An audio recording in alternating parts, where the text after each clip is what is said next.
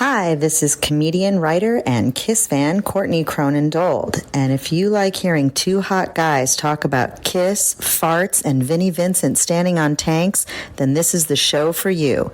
Turn it up if you love it loud. Podcasts, not farts. It's Shout It Out Loudcast with Tom and Zeus.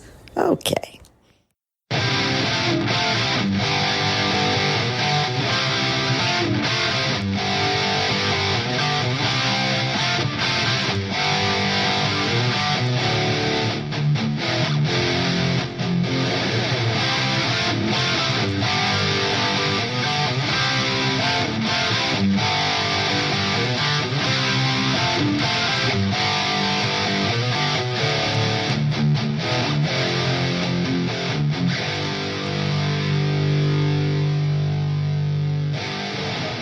Salve, magna, album, canta, vitre, sensio, tergem, estet, ama muste. Greetings and salutations. Welcome to Shout It Out Loudcast. Don't turn your radio dial. You're in the right place, because it's Crimson Day, and the album review crew is back with episode 32. We're calling this one Hail. When planets collide, this means war, and we'll all go up in flames. Let destruction reign. Tommy, Zeus, how are ya? Oh wow, I'm excited to be back. I missed seeing all these faces, and what a better way to welcome back ARC than with my cutting edge off the radar pick. Woo! This is gonna be good. 8 years of Latin down the drain. I have no idea what the fuck you said. I don't think you said anything. What I said was, welcome to the Shout It Out Loudcast. The album review crew is back, and we love you. That's what. Okay. Yeah. Did you just plug that into Google Translate? Yes. Okay. Okay. Because I do have a person that speaks Latin at work, but I wasn't about to tell him, hey, can you translate this for me? What do you mean speaks Latin? You mean reads Latin? Nobody speaks. Well, whatever. They understand it. The dead language that I decided to take 4 years in high school, 4 years in college, is fucking useless because some genius years ago said, like, well, you want to be a lawyer? You should really learn Latin. Why? It makes no fucking difference. Awful. But anyway, that was great, Sonny. Thank you for that. And yeah, we're back. A little hiatus, only a couple weeks longer than we usually take, but we're back with Tom's pick. And Tom decided to take a little bit of a different path, which we like from time to time. But as usual, before we go forward, we go back. And before that, we had a kind of polar opposite type of look of a band at that time. And we did Cinderella's Night Songs. And as usual, we did a poll. Did we do the poll? We did. Yeah, we didn't. We remembered this time. The polls are hit or miss with ARC. Sometimes we just completely blank on them, but we did this one. So yeah, we did Night Songs. That was our Patreon pick. So as usual, 4 songs: Shake Me, Somebody Save Me, Nobody's Fool, and Push made it into the poll. The lyrics from this album and the lyrics to Push could not be polar opposite. So Shake Me wins. It was a kind of a tight poll. Shake Me at 34. Yeah. Shake Me at 34. Then Somebody Save Me and Nobody's Fool were tied at 26. And then Push at 14, making a valiant effort to get out of the single digits there. So, couple comments. Ken in Satan's Service. Great episode. I love all their stuff, but always found it strange that after Night Songs, the musical direction completely changed. Was it Tom Kiefer's plan all along? And then I'm gonna address this comment here just because I think other people have mentioned this. So this is from MD. He says, procedural question. Do you guys have any control over where your ads get dropped into? I'm getting into this episode, and right after Tom asks Sonny for his history of this album, boom, a string of ads instead of Sonny's reply. To answer your question, not really. So I didn't notice that. I thought it was in the same place it always was, but I didn't notice that. No, here's the problem. We in our regular Loudcasters episodes, we always do the little running gag or be like, hey, I'll be right back. I'm going to go tickle Vinnie Vincent's butt. Yeah. And I know that's where I'll drop it. And we leave a little space so it makes sense. The conversation kind of ends. We forget to do it on this show. Exactly. So I randomly am like, okay, did any one of us shut the fuck up for like 2 seconds so I can fit it in? Right. And I try to do it as decent as possible so it's not right in the middle of like the greatest song of all time is beep, you know. Do you need help with your credit cards? If so, okay. Wait a minute. What? They were just talking about Cinderella. Yeah. Well, my favorite, Tom, I know this will get him laughing. My credit card debt was outrageous. But they're not called credit care counseling. They took my house and my car and my wife, and now I'm out of debt. Well, here we should drop it right about here. Let's thank Tony. There, drop it there. That's right. We always forget Tony. Hey, by the way, so we talked about this before we got on the air. Yeah. So Tony's band Restrained is trying to be one of those bands that jump on the Kiss Cruise. Yep. So all our listeners out there, I know we shit on the kid all the time, but in all seriousness, it'd be pretty cool to get Restrained on a Kiss Cruise. Yeah. So when those polls come out, or if you see a Kiss Cruise or Six Man talks about a post of anything, please put in Restrained and Kiss for the Kiss Cruise. That'd be awesome. Definitely.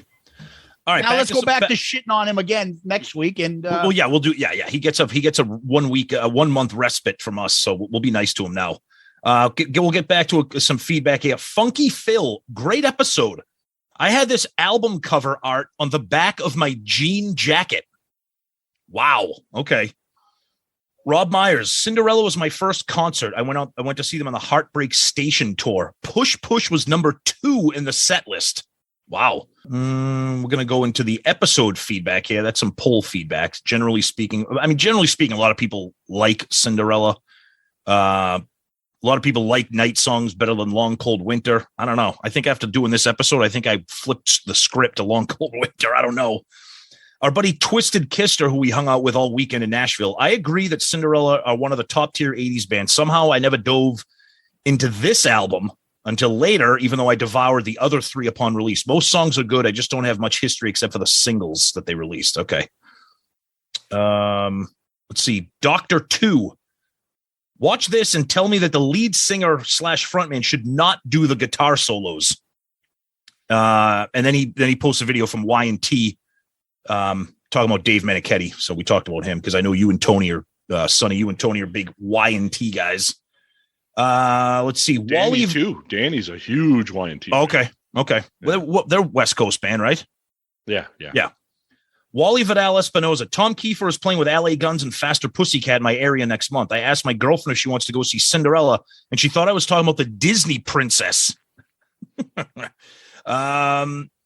Sonny, you should come out and see them with me. I'll throw in a couple of ponchos so you can protect yourself from Tom Kiefer's spit.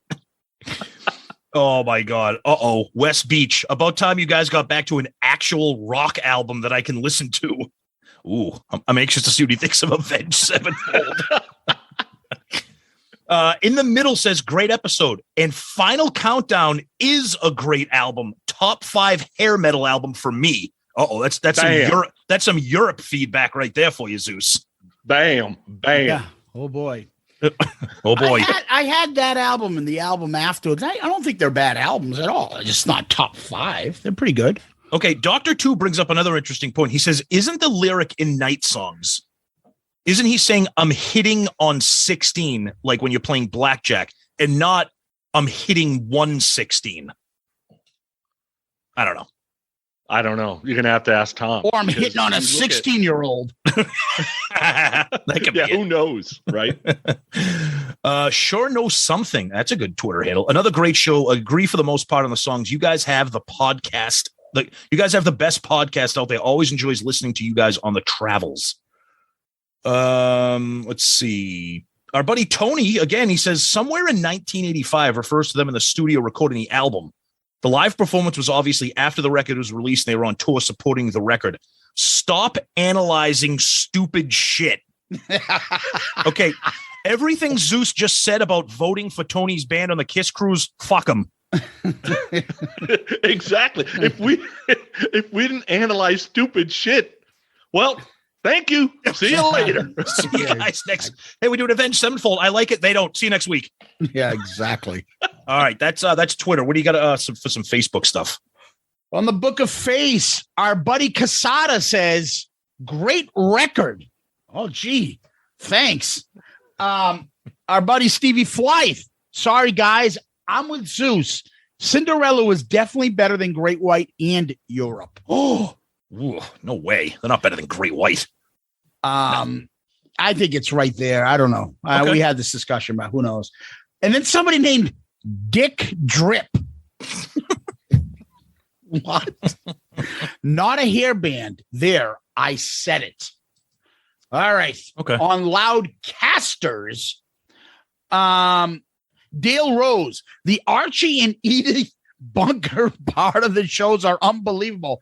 Oh, Tom Kiefer.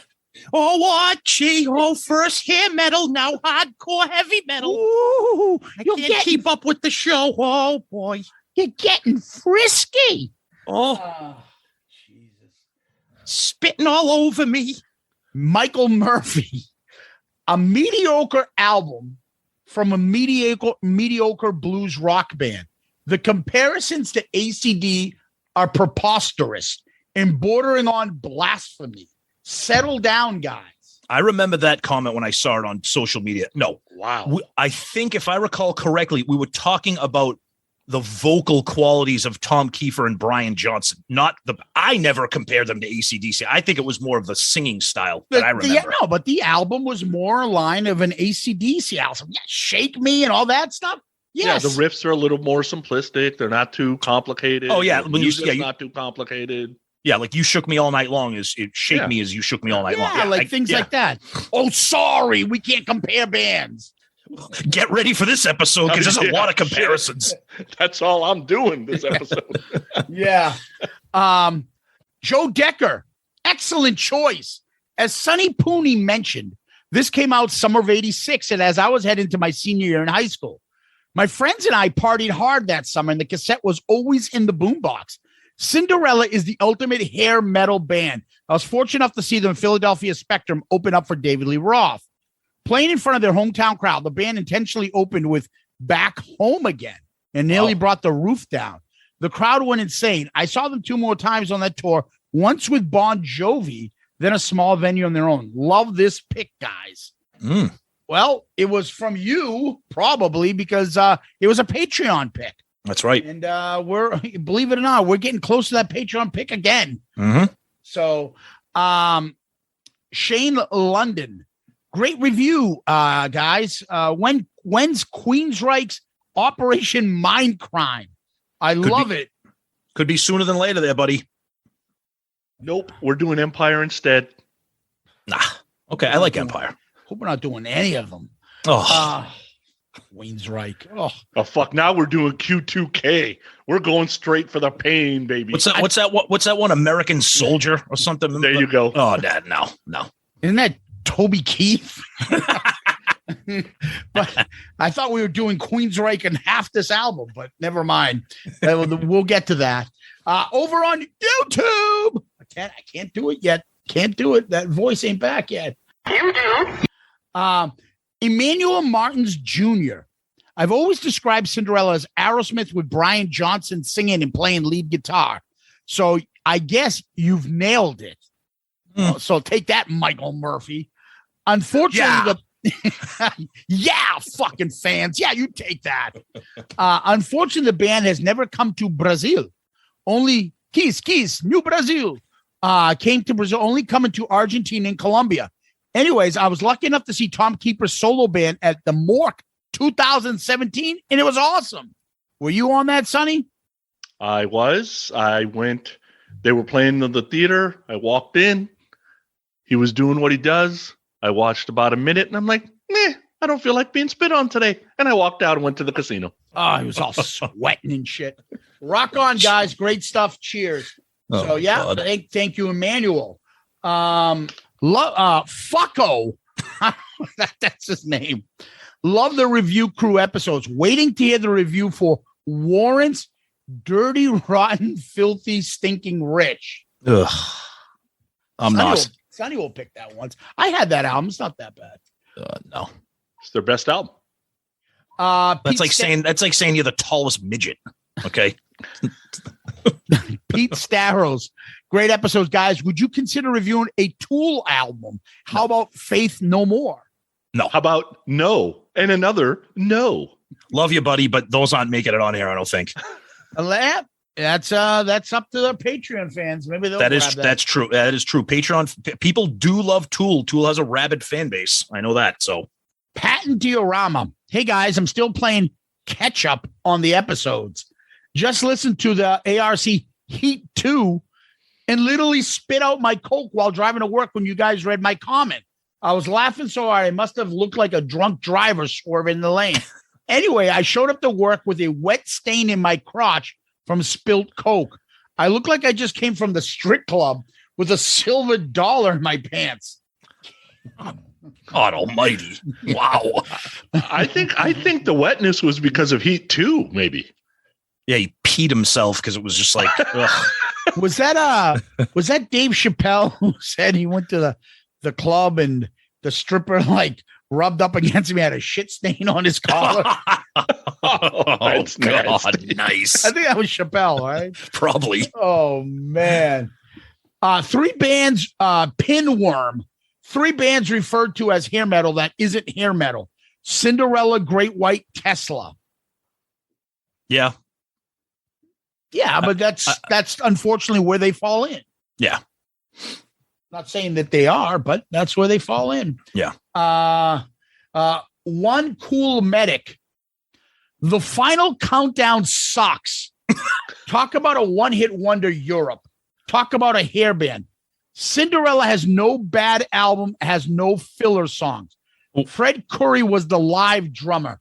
How many ghost players has Kiss had? Rest in peace, Jeff LaBar.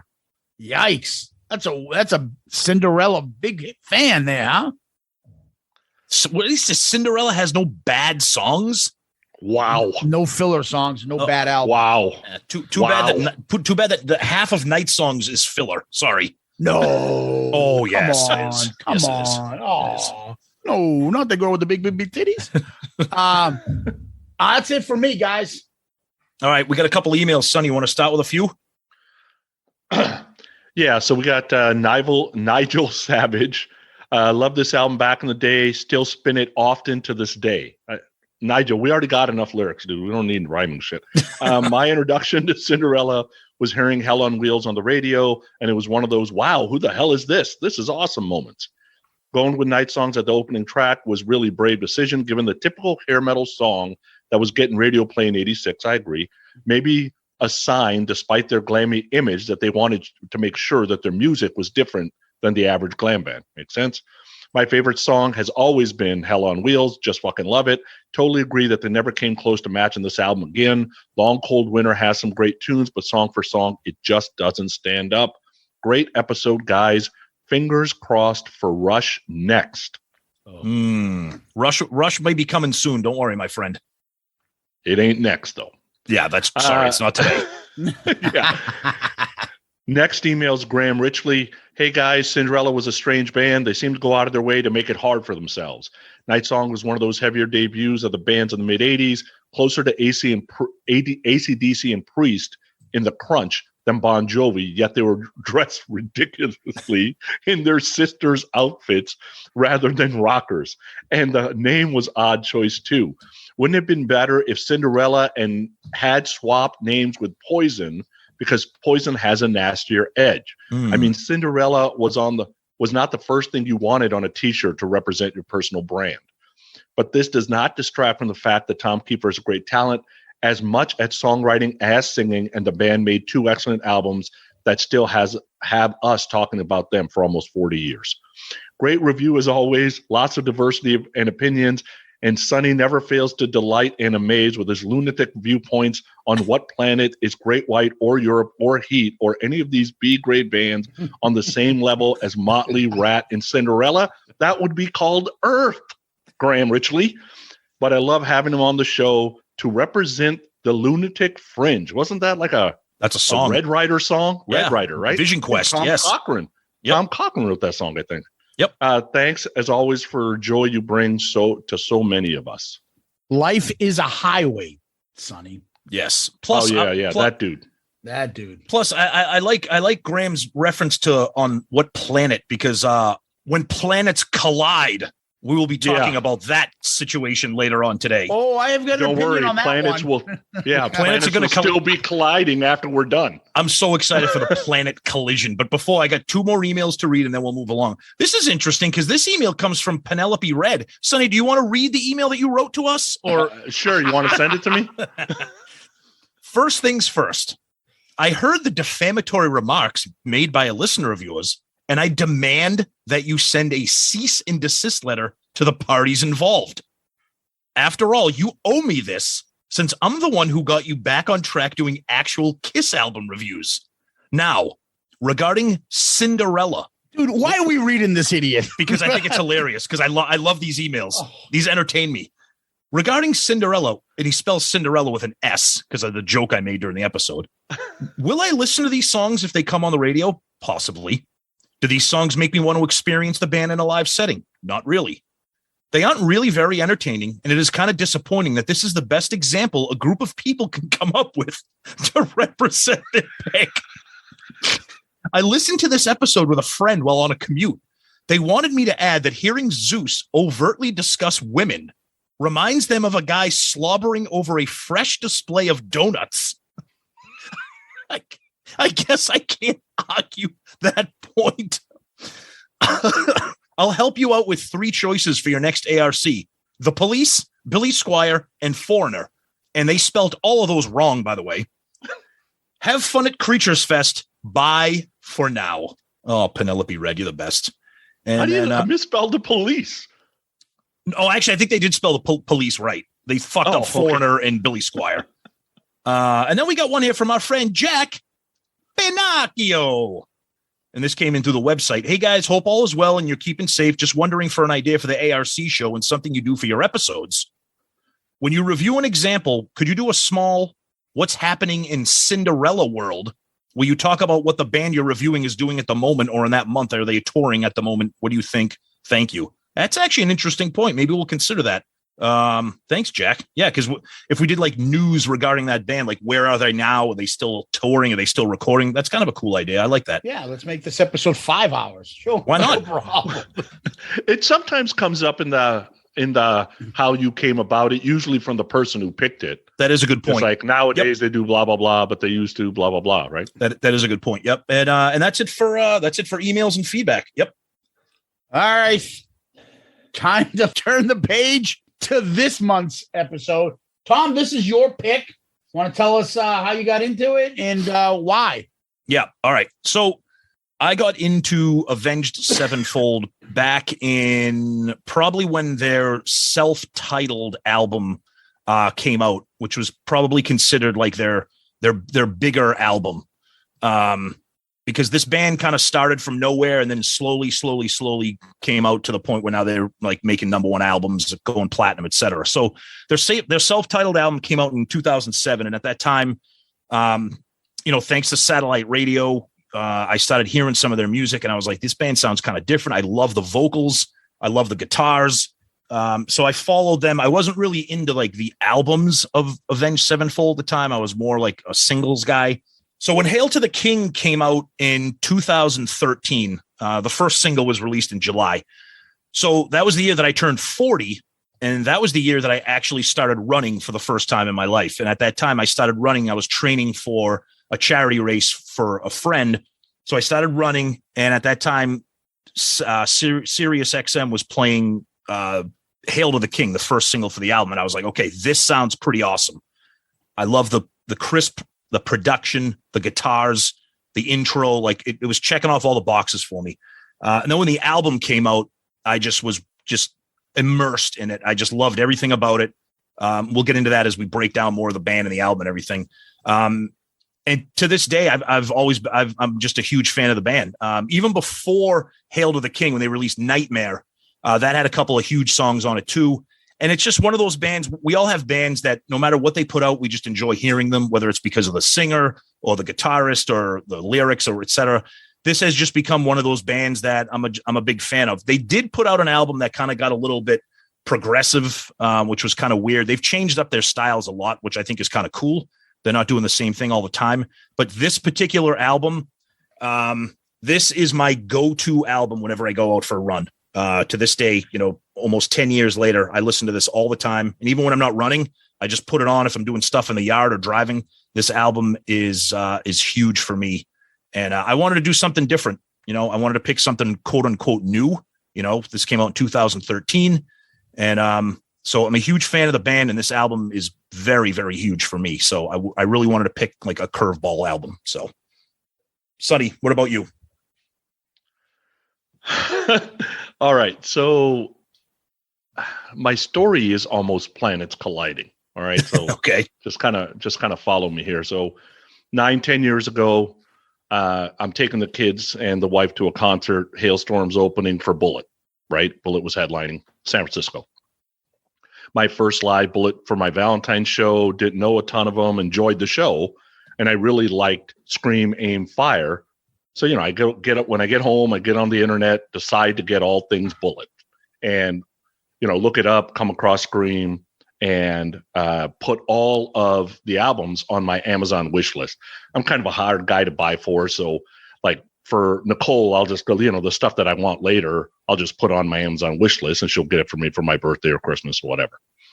So fast forward to Christmas, and Nicole gets all the CDs for me. I rip all the CDs to my iTunes, right? And I open up the CD package she gets me. I'm like, oh, she must have got the CDs off Amazon. All right, cool. Put them in the bag. Later, go upstairs and burn them all to my iTunes, and then flip them to my phone. So I'm listening in the car, and I'm like, wait a second. That's not Bullet for my Valentine. That doesn't sound the same. And I guess what had happened was I saw Scream and accidentally clicked on Avenged Sevenfold and put all the Avenged Sevenfold albums on my Amazon wish list. Oh, what a happy mistake. Right? So I'm like, what the fuck? Nicole she got me the wrong CDs. I go back to my Amazon wish list and go, you dumb fuck. You're the one who put the wrong CDs on. Oh, wow. That's awesome. So I go to the next song, Shuffle, and Buried Alive came on from Nightwear. And I'm like, wait a second. These guys got something. They kind of sound like Metallica. And I've been a fan ever since. So it was all created by the cosmos. Flat out mistake. I wasn't even looking for Avenged Sevenfold. Didn't even know they existed. And that's how I kind of found them. Nice. Now, specifically, this album, is it the same thing? You just you became a fan, you just follow their discography type thing? Yeah, because we're talking 15, 16. This album was already out. Okay. So she had gotten me all 6 albums. Oh, so that happened. So this incident happened after Hail to the King. Hail to the King had already come out. Okay, gotcha. Okay, gotcha. Yeah. All right. Go ahead, Zeus.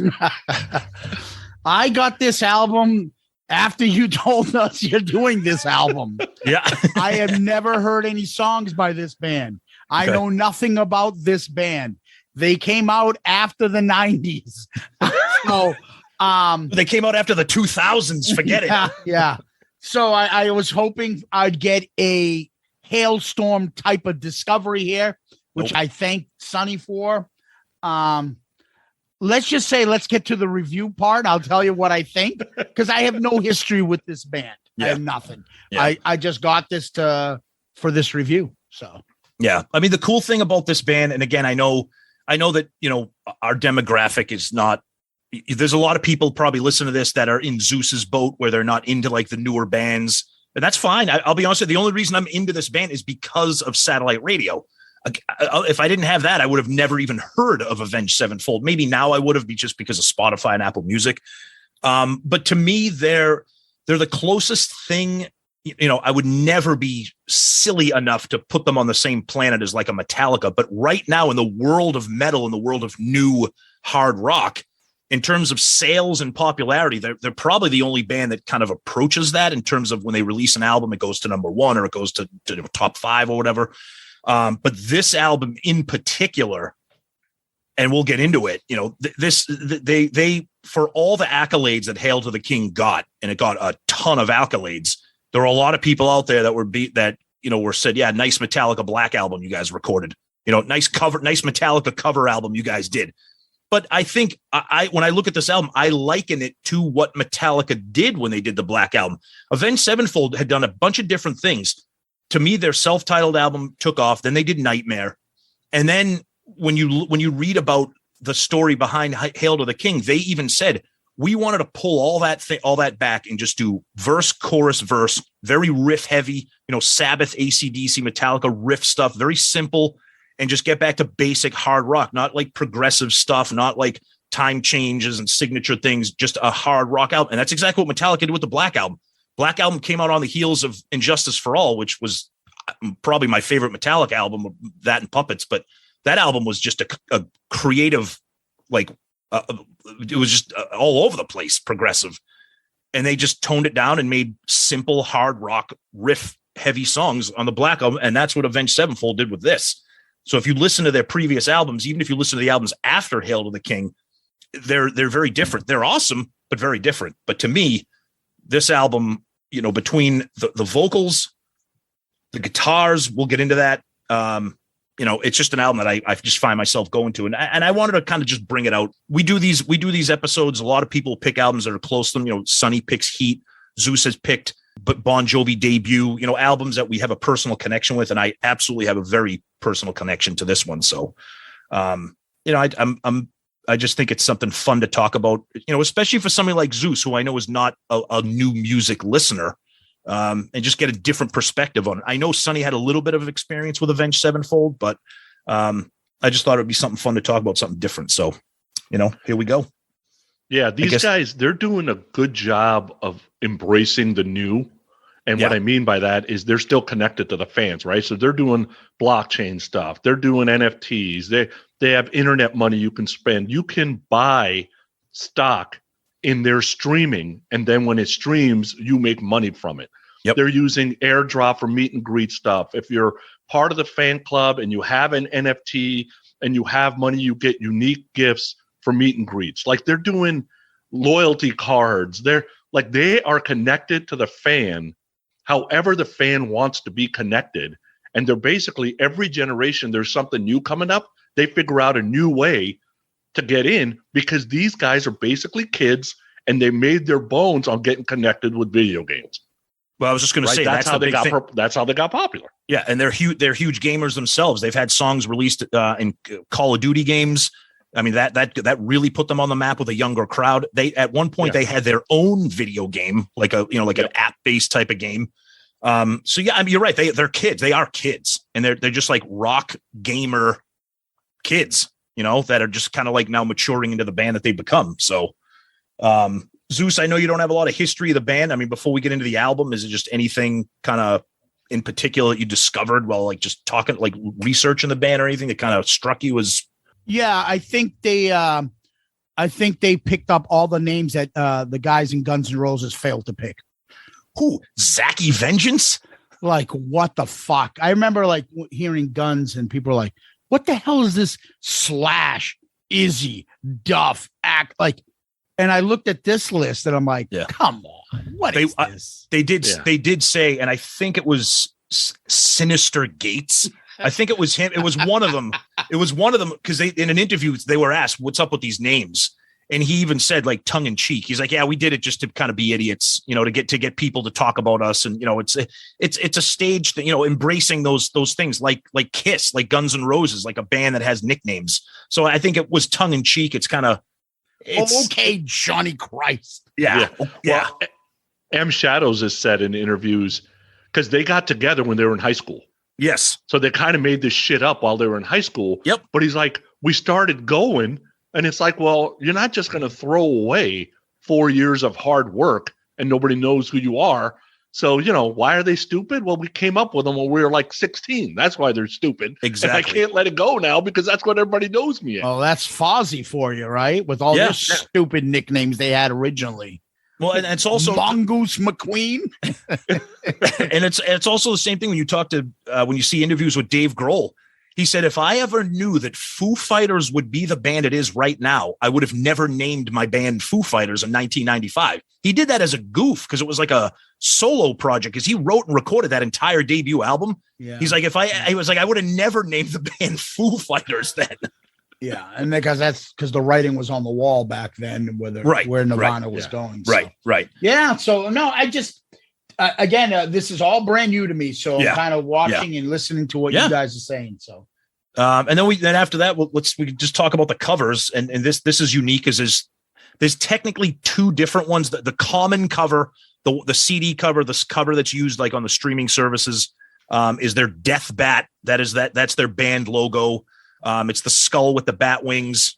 This one is on the CD, the front cover. It's the half the skull with one wing, and the back of it is the other half with the other wing. That's their logo, the Death Bat. You see that kind of mixed in. Most of the time, it's just the skull with the wings. There are some covers.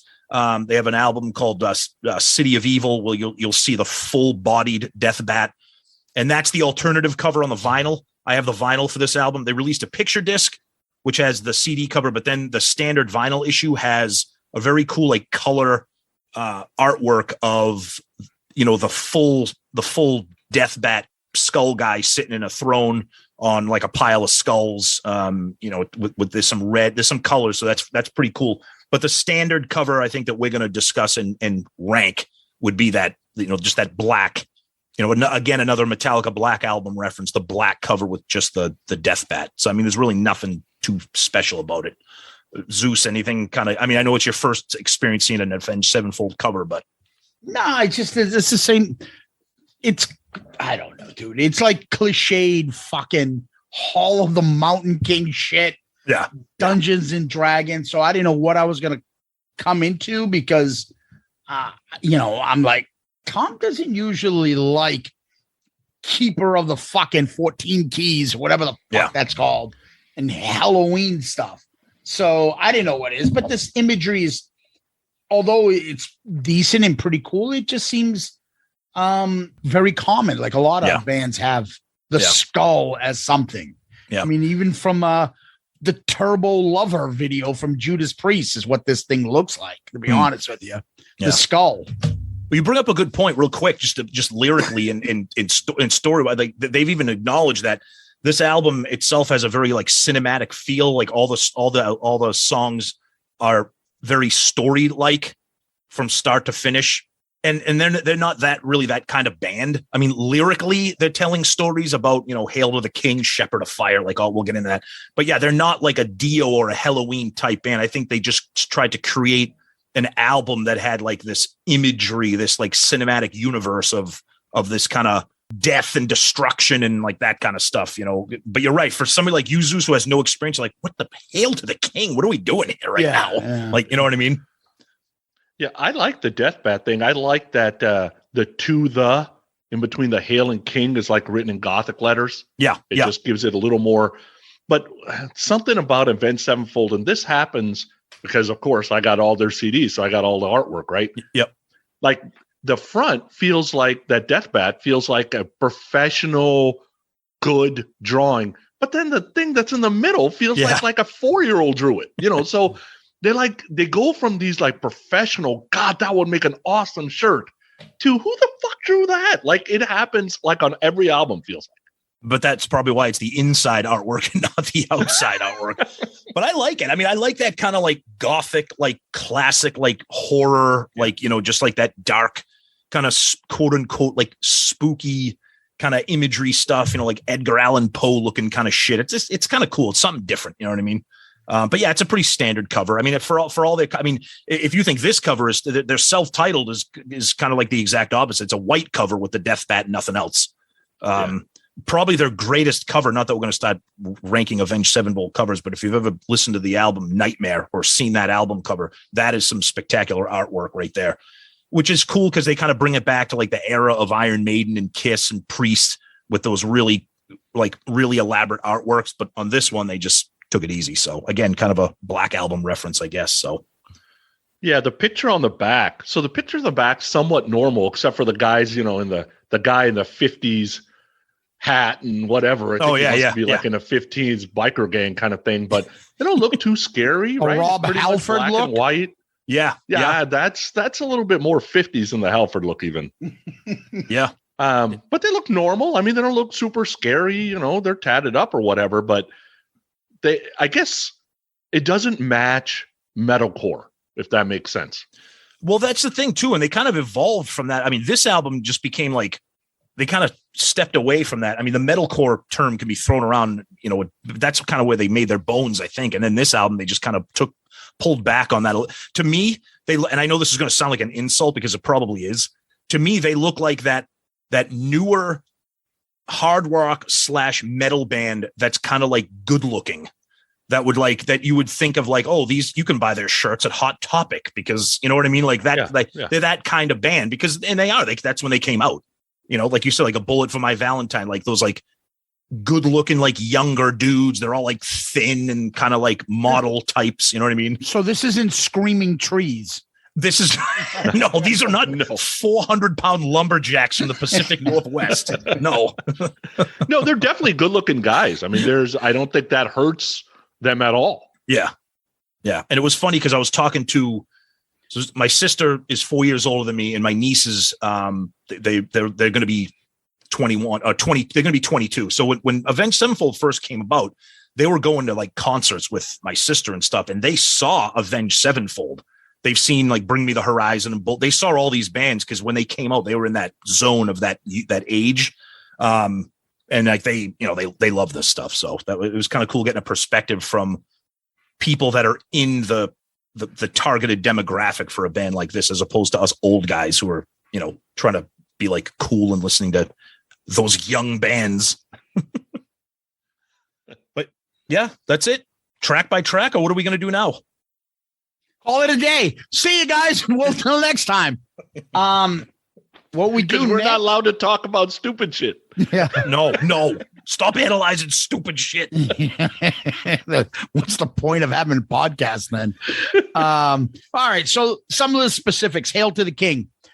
Came out August 23rd, 2013. This is the stuff that fascinated me, though. It was produced by Mike Elizondo, who's like Dr. Dre's protege, I guess, and a big like hip hop guy. He's won a couple Grammys. He co-wrote Real Slim Shady. Wow. And he produced Family Affair. Mary J. Blige. Yeah. Like, what the fuck is that doing in this music? That's interesting. 50 Cent, Carrie Underwood.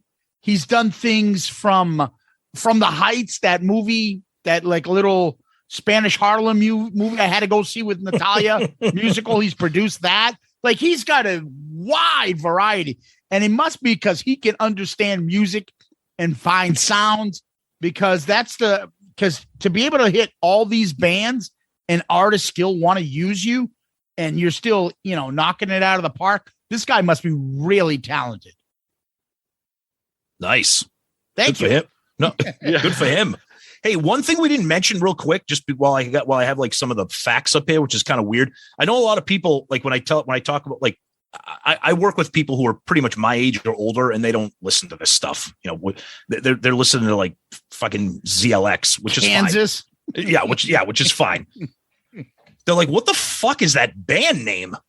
So the band's name is actually a reference to the book of Genesis in the Bible. Specifically, it says Genesis chapter 4, verses 24, where Cain is sentenced to life in exile for murdering his brother Abel. God marked him so that none would kill him on account of his sin. The man who dared to kill Cain would suffer, quote, vengeance 7 times over. But the band swears that they are not a religious band. They just thought the phrasing was cool. So that's where Avenged Sevenfold comes from. Okay. This album went platinum and went number 1, US, UK, Canada, Brazil, Finland, and Ireland. Wow. By the way, have we ever brought up my favorite fucking hot politician, Finland's prime minister? Oh my goodness. Sanna Marin. Oh, Marin, not Marin. We should do a podcast on hot world leaders. The lady from Estonia is pretty good for a MILF too. And the one with the little big rabbit teeth in New Zealand. Oh, yeah. Jacinda Ardern. Those 3 in a trifecta, but that lady should be a fucking model. She's unbelievable hot. The Prime Minister of Finland. Oh, God. All right. We're talking about this album. It's their 6th studio album. I guess it's their only album that features this new drummer they got, Arin Ilejay. Did I say it correct? I think so. Yeah, because their previous drummer, Jimmy the Rev Sullivan, passed away. There's actually a bonus track on here that was written in his memory called St. James. It's kind of in honor of him when he passed away. Yeah. And so that's their first without him. It's their second number one album. I think that album previous, Nightmare, went number one. Yep. And the lead singer, M. Shyamalan, whatever his name, Night, Shadows, whatever, said their album, this was more of their return to classic rock and metal, like Sabbath and Led Zeppelin. Mm-hmm. I don't hear the Zeppelin. I hear a little Sabbath, but I don't know where Led Zeppelin comes into this album. And I hear some Queensryche in there, which you'll know where I'm going to go with. You love Queensryche. Oh, yeah. Favorite of mine. So those are some of the facts that I've got. Again, newer band. I'm not too familiar with these guys, but we'll find out because we're going to get right into the tracks.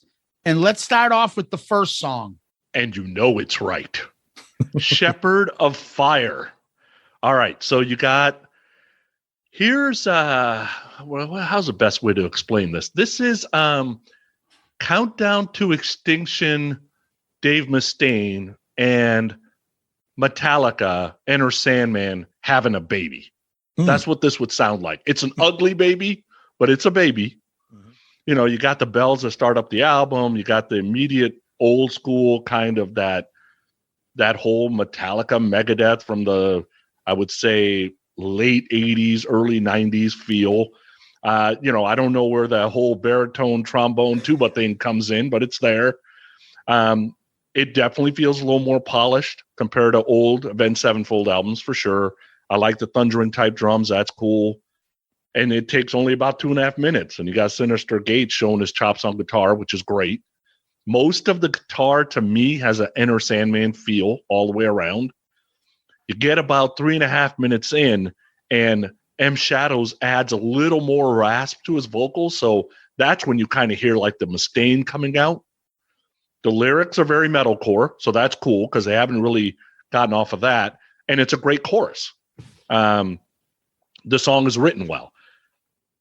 It seems like the band is going after mass appeal because they're definitely trying to capitalize on what was popular. And even later in the album, it's like basically throw everything that was popular the last 20 years on the album and see kind of what sticks and you get a number one album. So my guess is it probably alienated some of the diehards. But for me, this song is like, gets you interested. This is like, all right, okay, we got a new Megadeth Metallica with a better singer. I can handle this. I like it. Yeah, I love that. That's perfectly said. Yeah, the intro right off the bat is like Black Sabbath. You know, the title track, the rain, the bells. Right off the bat, like I said earlier, they're very, very cinematic with the way that they produce their songs, especially lyrically. They tell stories. And you're right off the bat, that you're in for something interesting and something that's kind of, like you said, very mass appeal, like what Metallica did. And what was famous for what Metallica did, the album is Diamond, and it alienated probably 30% of their fans because, this isn't puppets. This isn't Ride the Lightning. A lot of people like, what is this? This production is perfect. The guitars have an incredibly sounding crunch. M. Shadow's vocals are going between a nice gravel melodic tone into like an actual singing tone. But to me, this is what I'm saying. This is why I listen to this, especially when you're like going for a run. Like I'm a sucker for an intro. And I always say that, like, Welcome to the Jungle, Enter Sandman, like two of the greatest intros ever, those buildups. And then when the buildup kind of reaches its height and then it kicks in with the whole band coming together, this right here, my goodness. I mean, if this is not something that you're into, and you don't have to be a metal fan, but just like hard rock. And right off the bat, Sinister Gates, the name is fucking ridiculous, but that's okay. Guitar wise, like, welcome to the album right here with what you're about to hear in terms of a guitar rock album. It's just the first of one of the many like ridiculously insane solos that you hear on this album. I think it's tailor made for an album intro song for me. Love it. Shepherd of Fire. So I'm going to say this once, and it applies for the whole album. I guess all the lyrics are written and credited to M Shadows, Sinister Gates, Zachy Vengeance, and Johnny Christ. So they're all credited for every song on this album. I guess it's the theme song of Call of Duty Black Ops. For some reason, when you see those video games, like certain songs pop. Yeah. All of a sudden, like Shoot the Thrill became my favorite AC/DC song because of the video game commercial they do when they start showing everything. You're like, fuck, I wish I was doing that. It's really cool. The rainy sound effects, the bells, like Hell's Bell shit, kind of letting you in. And you can tell there's two things going on in different ears, which I wouldn't unless I put on my headphones. So there's two different sounds going on. And it's a big buildup, Tom. I put just like Enter Sandman and Welcome to the Jungle. And I agree with you. I like buildups, right? Yep. Unchain the Night, Dawkins, another one that you're kind of building. You got a little bell and you got something going there. The pretty cool beginning guitars and drums and you know it's right. Gene fucking Simmons demon voice. Yep. Actually, I think that's pretty cool that they throw that in. It's a nice little earworm. I like the pre-chorus. Super fast solo. It's melodic and extends. It sounds like there's two different guitar solos going on. They do that a lot. And Right? and you brought it up when you listen to this. This is we say this a lot. This is a great headphone album. Yeah, you'll pick up a bunch of different things. Yeah. And then at the end, spoken word segment, like, ooh, I have that written down too, Zeus. I'm like, settle down. Ooh, make way for the shepherd of fire. Yeah. Like if Vincent Price was alive, they'd be like, hey, what are you doing next Tuesday? Want to read some things for us? Exactly. But again, this was their second single, and it did go #1 on the mainstream rock charts. Okay. I like the song. It's a nice little build-up. It's the only thing that I would say is, this whole metalcore and all that stuff. I guess people would say that if they didn't like grunge. Oh, it all sounds the same. But there's something, as far as I know, this kind of stands out above the rest of the shit. Because sometimes that all that sound, none of it really is bad, but you're like, okay, I can't differentiate. It all sounds the same. Everybody's doing the same thing. It's not, but this seems like whatever it is, these guys are doing it better than the rest. So I'll give them credit on that. And then there was a video, Tom. Yes, there was. Why? Yeah, well, I know. Complete waste of time. I don't understand why they're driving in a car. The funniest part is when Sinister gets a drink as he's playing the guitar solo. That was the funniest part of the video. No, the funniest part is the fake flames and the whole thing is just fake. Like, it's hilarious. It's stupid. It's like Willy Wonka's chocolate factory. Yes. Isn't that little thing going around? It looks like something like a fantasy sequence, like it's like, I don't know. I mean, whatever. Like we keep saying this. This is a young person's band, so maybe that's what the video was aiming for. Yeah, the band's in a convertible flying around, and there's all sorts of flying images, literally like the Charlie in the chocolate factory kind of thing. Yeah, and then there's fire, and there's a red background, and the band is performing. It's very reminiscent of like White Zombie shit. Yeah, even the song, the imagery, and the imagery, and all this stuff. Yeah, so I'm like, maybe it's a modern White Zombie. Who knows? But could be. Yeah. We're off to track #2, the title track. Hail to the King. So to me, we went from Megadeth and Metallica having a baby in Shepherd of Fire to AC/DC, Metallica, and Iron Maiden having a three-way in this song to me. Right? Because you got the Angus Young kind of Thunderstruck style, chugga chugga power chords, right? They don't quite step on the gas ever. It's very Metallica, and M Shadows is just a better singer than Hetfield. So it's like Metallica with better singing because he's got more dynamics. Even at the end of the song, when the last time he says son, he goes, son, right? Like Hetfield can't do that because M Shadows has got a little bit of soul in his voice, which is kind of cool. You got the sing along chorus, which probably kills live. I've never seen these guys live, but I can just imagine 50,000 people in England. Hail, hail, hail, right? Now, going back and listening to some of the Avenged Sevenfold stuff before this one came out, this song's fairly simple because they have a habit of like making this shit too complicated. Yes. And so M Shadows is right. Like backing off and just making like a rock album with their kind of style still has a hint of metalcore, but it just plays better to my ears. Because when you get back to like City of Evil and stuff like that, it gets a little too much and it's almost too progressive, kind of like what you said before. Mm-hmm. I love that there's earworms all over this album, but there's an earworm after the solo when he says the third verse. If you notice it, he says there's a hail, hail, hail within the verse instead of just in the chorus, which is a good idea. Yeah. I think it's a really good song. And sometimes, you know what? Keeping it simple, stupid works. Another song here with another incredible intro. I mean, people talk about sister albums. To me, these are like sister songs, Shepherd of Fire and Hail to the King. It just another incredible intro. And I'm such like a sucker for this because you hear that noodling at the beginning. Then the other guitar comes in with just the simple riff. Then the drum comes in. Then they all come together with the bass line. And you're like, fuck, I am like this is like locker room shit. Like if we were playing if we were in high school and this came out, this would be like you'd be listening to this like pregame. This is locker room stuff, okay? And you're right. I absolutely love James Hetfield, and I think we need to spend a minute or so talking about M Shadow's vocals.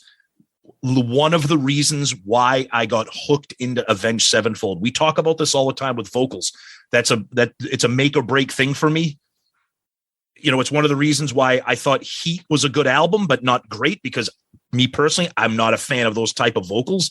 M Shadows really does an amazing job of singing, but then having that gravel, but still having melody to it. He never really turns into like a hardcore metal singer. And he does have incredible harmony, incredible melody, especially when you get into these choruses. I mean, these choruses are made to sell records and to sell tickets. They're not fooling anybody here. And then you just have another incredible solo. I mean, it's just to me right here. You're banging it out with two standout tracks for me. Hail to the King. It was their first single. It actually made it to number 83 on US 100 and number one mainstream rock, where I guess it was up there number one for 11 weeks. Wow. Yeah. It's in Rock Band 4. And it was the theme to WrestleMania 32. Really? Yes. I did not know that. Wow. Yes. I can't believe they're up to that many WrestleManias. Oh, this is a long time ago. No, so, I know. So WrestleMania 32 also had, I think it's Roman Reigns versus Triple H, who always goes by the King of Kings. Nice. So Hail to the King made sense. And I'm trying to remember if he came out to it or if it played during it was the theme to it. So it could have been. So again, the guitar's doing a couple different things, fast guitar work, then the riff, but the riff sounds like Metallica's The Cure. Dun, dun, dun, right? Oh yeah, that's a good one. Yeah, okay, I could see that. My favorite thing about this whole song is the great opening line, and we always talk about great opening lines to songs. And watch your tongue or have it cut from your head. That's fucking awesome. That's pretty good. That is really awesome. I like the chorus, Hail to the King. There's also a different part, another little earworm, Sonny, that they do is that, well, he'll say night or he'll say light, and it gets repeated. Mm-hmm. Yeah. The solo is another one that's another great part. I kept thinking, like, what the hell is this Hail to the King? The sound, the chorus, what does it sound like? And the chorus reminds me of Unchained the Night from Doc. Okay. Like the melody, like the similar melody. The night. Yeah. Okay. I think they're pulling from a lot of influences. They're not afraid. I don't know if they're listening to George Lynch, Doc, and maybe all guitarists probably. Oh, I'm sure from him. I'm sure picked up from him, but yeah. I'm saying I don't know lyrically and stuff. Yeah. I mean, this song is definitely a standout on this album. You can tell why. Compared to the newer shit that's out there, no wonder it was on #1 for 11 weeks. I mean, come on. So they did a video for this one as well, a black and white video, performance video. The singers, I can't tell these people apart, but all of a sudden the singer changed his hair. He used to have like kind of like a mohawk in some videos. Yes. And then he has like a Joey Casada coif on this one. So I'm like, that's the same guy, right? It's got to be. Yeah. I like the cool imagery at the end. If you saw the video, they have that the skeleton sits on the throne. Yep. And puts on the crown, and then the lady turns back. And if you wait to the end, and then all of a sudden the wing pops out as she's walking away. It's pretty cool. Yeah. It is pretty cool. Did you see like the words popping up? Atone, death. Yes. One, right? So they were trying to at least do something with this video. Yeah, I agree. But as opposed to driving around with fake flames in the background. Yeah. And I think what's happening with M Shadows, this is a guess because I'm not a hairstylist, but I think the sides of his head is shaved, but the middle is long. So that way, when he just kind of lets his hair down, it just covers the part that's shaved. I think, yeah. Yeah, and he looks like Casada, except he's actually good looking. Oh, geez. Yeah, of course. Yeah. And he's got muscles. Yeah. Muscles. Oh, my God. All right. For that, Sonny, you'll be doing Time. Doing Time. So we go from the AC/DC Metallica Maiden three-way to an Ozzy laugh into an Appetite song. So basically, this is, to me, You Could Be Mine. Like right out of the gate. The minute I heard the riff, I'm like, this is You Could Be Mine, right? Faster paced riff versus the first two. Still's got the Avenged Sevenfold stamp, though.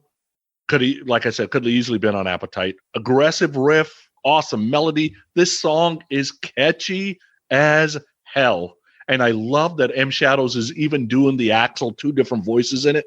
And I love that the song is shorter. So basically just kind of punches you in your head.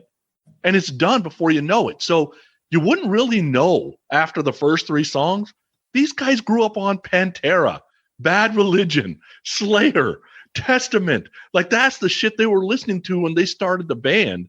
And they're basically leaving all that behind to do this. It's very possible by the time Doing Time ends up in somebody's headphones, the hardcore fan has already thrown this fucking thing out the window. Yeah, it's possible. Yep. No, I love it because you start off the album with 2 very anthemic songs, and then you get into this where they're mixing up. They're showing you that they can do something different.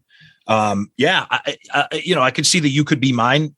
This is better than You Could Be Mine. Sorry, if that's blasphemy to those GNR fans out there, and I love You Could Be Mine. The spoken word intro into that groan growl that just carries and carries and carries, and then hit the tone of his voice during the verses, but then when the drums are doing their little thing and then kind of a little bit of a bridge, and just the thing about these songs that is so unusual for like a metal band or hard rock, the incredible melodies that are in these bridges and choruses is just, I think that's why I can't stop listening to this album. And I don't really get sick of it. I just come back to it. For lack of a better term, it's pleasing to the ears if you're a metal rock fan. There's so much melody and so much like harmonies going on with what the guitars are doing against each other and with the vocals. The drums on this one to me are a standout. There's a lot going on that he's doing drum wise that you don't really talk about in the other 2 songs because of the pace of them is more mid tempo. With this being a little bit faster, the drums are really banging it out. And again, another friggin' otherworldly solo that you hear. So just great stuff. Doing Time, the laugh again, and then spoken words. It is an Aussie laugh. Is it Miracle Man laugh? I think that's the song. There you go. Yeah. Isn't that the kind of one that he starts off with the laugh? The wind sound. It's that Welcome to the Jungle. Like build up that wind. I don't know if it's a vocal thing that he's doing, but whatever. But it's the build up to like a Welcome to the Jungle, or as I put, like Sonny said, You Could Be Mine. But it's The Axl voice, like I was literally waiting for like the beginning of You Could Be Mine. The way he starts off singing, it's like the whole You Could Be Mine opening lyric, I'm a cold heart, fucking whatever. But it's so easy, bad obsession voice that he's using. Well, the same vocal coach that worked with M Shadows is the same vocal coach that worked with Axl. Yeah. So I think right there, you're seeing that a lot in this song. But I can't stop thinking about doing it one more time. Oh, no. But I already left you and you're better off left behind. Oh, boy. Here we go. Fucking Axl singing Bad Obsession. It is. It is. What the fuck is going on? Solo, again, is just blistering rocking. The song is decent. I wouldn't go further than that. I like it. It's okay. And it is just like, oh shit, does this guy do Axl stuff? Like, if you didn't know this band, it's like, oh, who's singing the third song? Yeah. Yep. Right. Yep. I don't know. I think the song is pretty good. So, this means war. Or as others would say, Sad But True Part 2. So, okay, get off Avenged Sevenfold for a second. Believe it or not, I'm a Machine Head fan. Oh no! The reason are we going to talk? Are we going to talk about Rob Flynn right now? Yeah. Okay. Yeah. So the reason I became a Machine Head fan, I had a very good friend that was dating one of the guys. So I saw them a bunch of times. You just kind of get pounded over the head with the same music over and over and over. If it's got any kind of talent to it, you just kind of gravitate towards it, right? So I got all the Machine Head shit. But when Rob Flynn came out and said, "Oh, this is a straight ripoff of Sad But True," all I could think of is, dude, shut the fuck up. All you are is a jealous fuck because you don't have a number one album. That's right. And Machine Head will never have a number one album because they're, fucking Machine Head. It's just, I hate that shit. I hate it when you got another musician talking shit about stuff that's selling, especially when, and I don't like it when Gene does it about Mick Jagger. Like, dude, they're the fucking Stones. Leave the fucking Stones alone. You know what I mean? So I just thought that was shit. Yeah, okay. It sounds like Sad But True. Yeah, it's got the Metallica feel to it. But so did most of the other songs we talked about so far. You got the dueling guitars. Sinister's killing the solo again. Those earworms in the verses when M Shadows will say a word like I and then it's repeated afterwards, or they do it in every word verse with a different word, which is kind of cool. You got another tribal sounding chanting type chorus, which I'm sure again kills live. But the chorus is a little boring, right? The riff is cool, but I'm not sure I needed to hear the same riff for 6 fucking minutes. Like, if you're going to be mass appeal, you got to cut this shit down by 2 minutes at least, right? And then I know we'll get to the video, but do we got to have a Rage Against the Machine fucking video on this top of this too? Like, it's okay. The song's okay to me. Yeah, the problem with this song is that it's just too much Sad But True. You can't escape it when you hear it, because I don't think it's a bad song. I think it's too long. It's a little bit too long. But I like, again, how they're switching it up. Now they're slowing it down, and they're going to show you that they can be that plodding, heavy, riff-laden band, and they can do that. And I think if anything stands out for this song, I think it's M Shadow's vocals when he hits that bridge and he's hitting those higher notes. To me, it's just it sounds really, really awesome. The solo is weird. It's like a noise rock type of solo that kind of transitions into like a little simple thing before it ends. I like, if you listen to this, because I've been listening to this album a lot while walking and running, the lyrics are cool. Like, again, I've said it many times, it's like cinematic, telling like a story, but it's too long and it's too Sad But True. It's not a bad song, but it suffers from that. And Rob Flynn can eat a dick because Machine Head's terrible. I've seen them open for a band before. They're not good. So This Means War. It went to number 4 on mainstream rock. It's not a single. They didn't release it as a single. I don't know. I don't listen to fucking Machine Head, Deep Purple, Rockhead, whatever the fuck that band is called. I don't know. But it kind of brings you back to when Anthrax and Metallica used to shit on the bands that were selling. Yeah. Right? Yep. And throwing darts and calling them shit or making fun of the clothes and all that. Oh, Well, to each their own. This was on another game, WWE's 2K15, another wrestling connection there. Yeah. So it takes after Sad But True / American Badass. But I'd rather a riff take after a good riff than a fucking shitty one. Right? Yeah. So good for them. They stole a riff that sounds pretty good.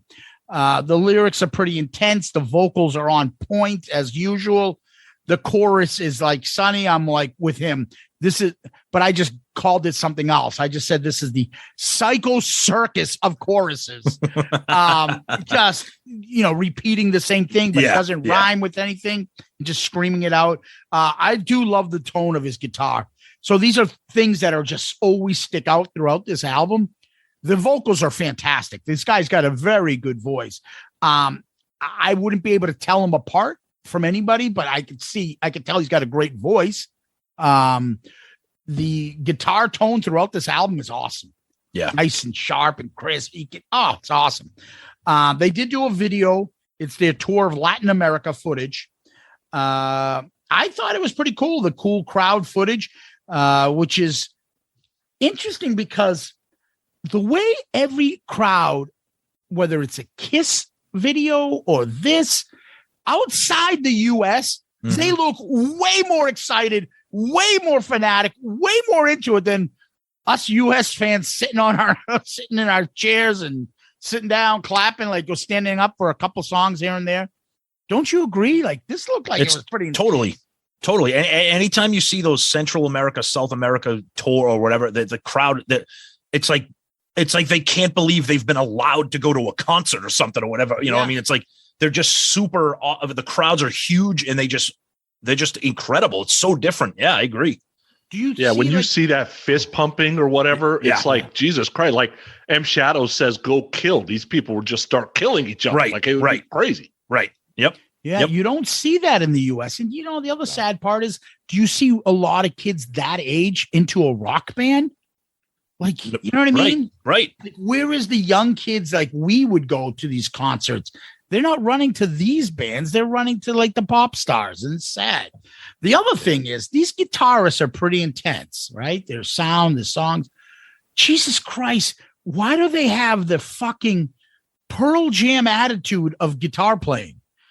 Like playing these intense solos and just being like, standing still, stick a leg out, run around. Where's the Stevie Vai or even CC DeVille? Like, act like you're playing an intense solo. Give me some of that Yngwie shit. Yeah, like look at it. Eddie came out in like Panama solo in the video. He like flies on, he's on his knees, jumping up and down, or Cece doing fucking cartwheels, whatever the fuck he's doing. Like attention is given to that. Look at this crazy solo. Wow, it's awesome. Yeah. These guys are like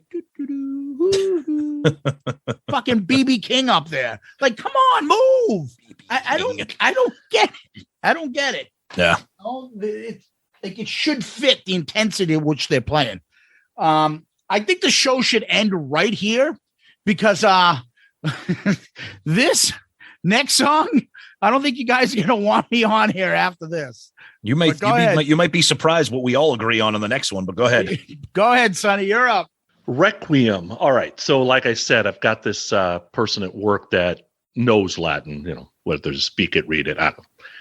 So she said, "That's not grammatically correct, but this is what it loosely translates to: keeping silence over these feelings of grief. I pray, let destruction reign." She said that's about the closest I can get to what they're trying to say. She thinks that they changed up the words on that Latin thing because it didn't like maybe rhyme with the melody or go with the melody. So they changed a couple of the words, but whatever. This is basically like you're trying to mix classical music, dark with groove metal. It's a little bit musical theater. Take some more to kind of their evil side. You got the chant vocals right into the music. You got the riff is cool. You get the strings later. You kind of got the dark atmosphere. The wah-wah pedal gets a heavy workout on the fucking solo. I don't know what he says in the solo, and I don't like that weird melody when he says, "Darkest Lord, your mercy shall I gain." Like that it's weird. It sounds off to me. So I don't know if he's singing minor notes. I don't know what it is, but there's something off with it. Now, I was listening to this while I was playing video games earlier. I actually like the song overall. Overall, I like the song. There's just a few things that bug me, but overall, I like it. Yeah, it's a weird song. So a requiem in the Catholic Church is a mass that is for the souls of the dead. So that's what requiem is. And a couple interviews, M. Shadows said to Kerrang! Magazine, "We wanted to make an evil requiem instead of those ones that are about, 'Oh Lord, save me.' This one is about the Dark Lord coming to save you and resurrecting hell to do it. It's a crazy, out-of-control piece of music with orchestras, strings, and all sorts of madness." And then Sinister Gates told Music Radar, "We wanted it to be a metal band's approach to classical orchestration. Matt's, M. Shadows, vocals is more like a lead violin part. When my guitar chugs underneath the riff, it's almost like what low brass would do. We layered each element very carefully, and the result is one of the more cinematic tracks on the record. The result is one of the worst songs on the record." Okay. Now it's Avenged Sevenfold, so I'm going to tolerate it because I love the vocals, I love the guitars, etc. But there's just too much going on here. The spoken word stuff. It's like there's just it's a disjointed song. Sonny, it sounded like you kind of picked up on some of that, like vocally, like the way the song is arranged. I get it. It's supposed to be a requiem. It's not supposed to be a hit record. But it's every album's got a few duds. This is kind of a dud for me. Requiem, as I said earlier, 8 years of Latin down the drain. I had to fucking Google translate that shit. I wish the song stayed in Latin. It probably would have been better because it starts off bad and doesn't get any better. The song went down in flames, in flames, in flames, in flames. Yeah. It's word salad. It's just throw this out, throw this word out. And the last part I'm trying to translate, I'm like, I even Google Translate. I'm like, what? I think it stands for sorry, we needed a filler. That's it. Yeah. I don't even want to say anything more than that. Let's go to the next track. Crimson Day. So we get to the ballad. Here's what I'll say from the start. This thing gets released in 88. You got a top 10 hit. This thing is...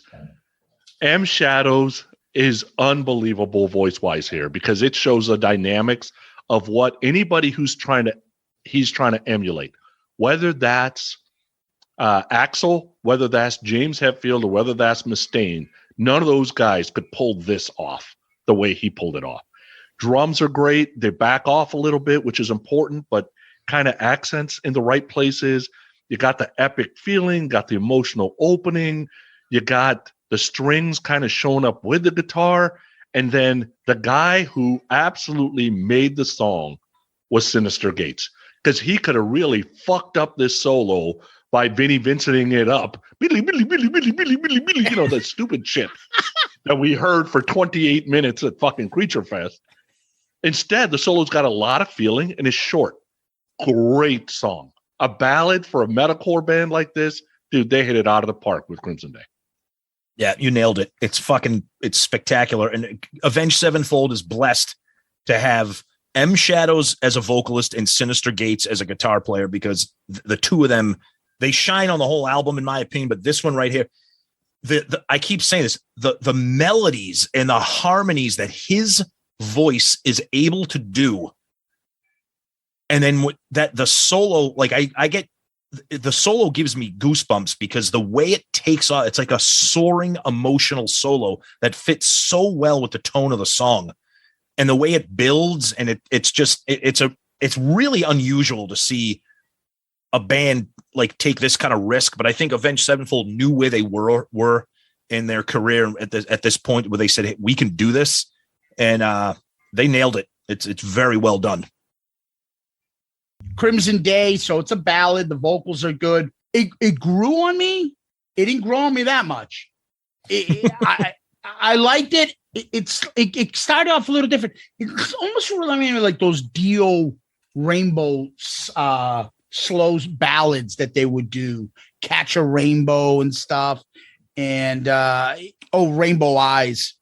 It's just it's going. I'm wondering if it's going to go to a different place, and it doesn't. But it's the vocals make this a decent song. I think if anybody else sings it and they can't sing it and hit those notes, it wouldn't. But it grew on me. It got better as I listened to it more. They don't like this. Doesn't have for me that Welcome to the Jungle, Sweet Child of Mine. Is something I put on and listen to the first time. Like, holy shit! I got to go back and hit that song's awesome.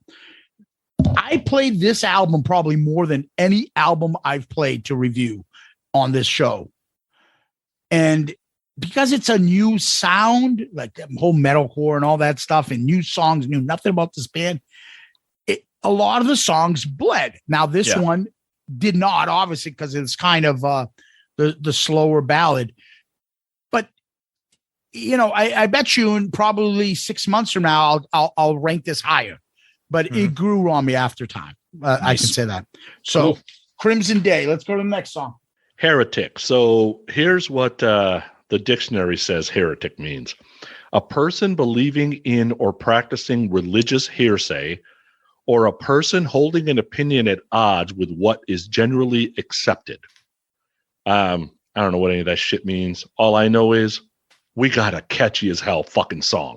It got more of a mid-tempo type of song. You got the fade in start, which I love. That guitar part in the verse with the chug chug mixed in, dude, that thing absolutely is an earworm.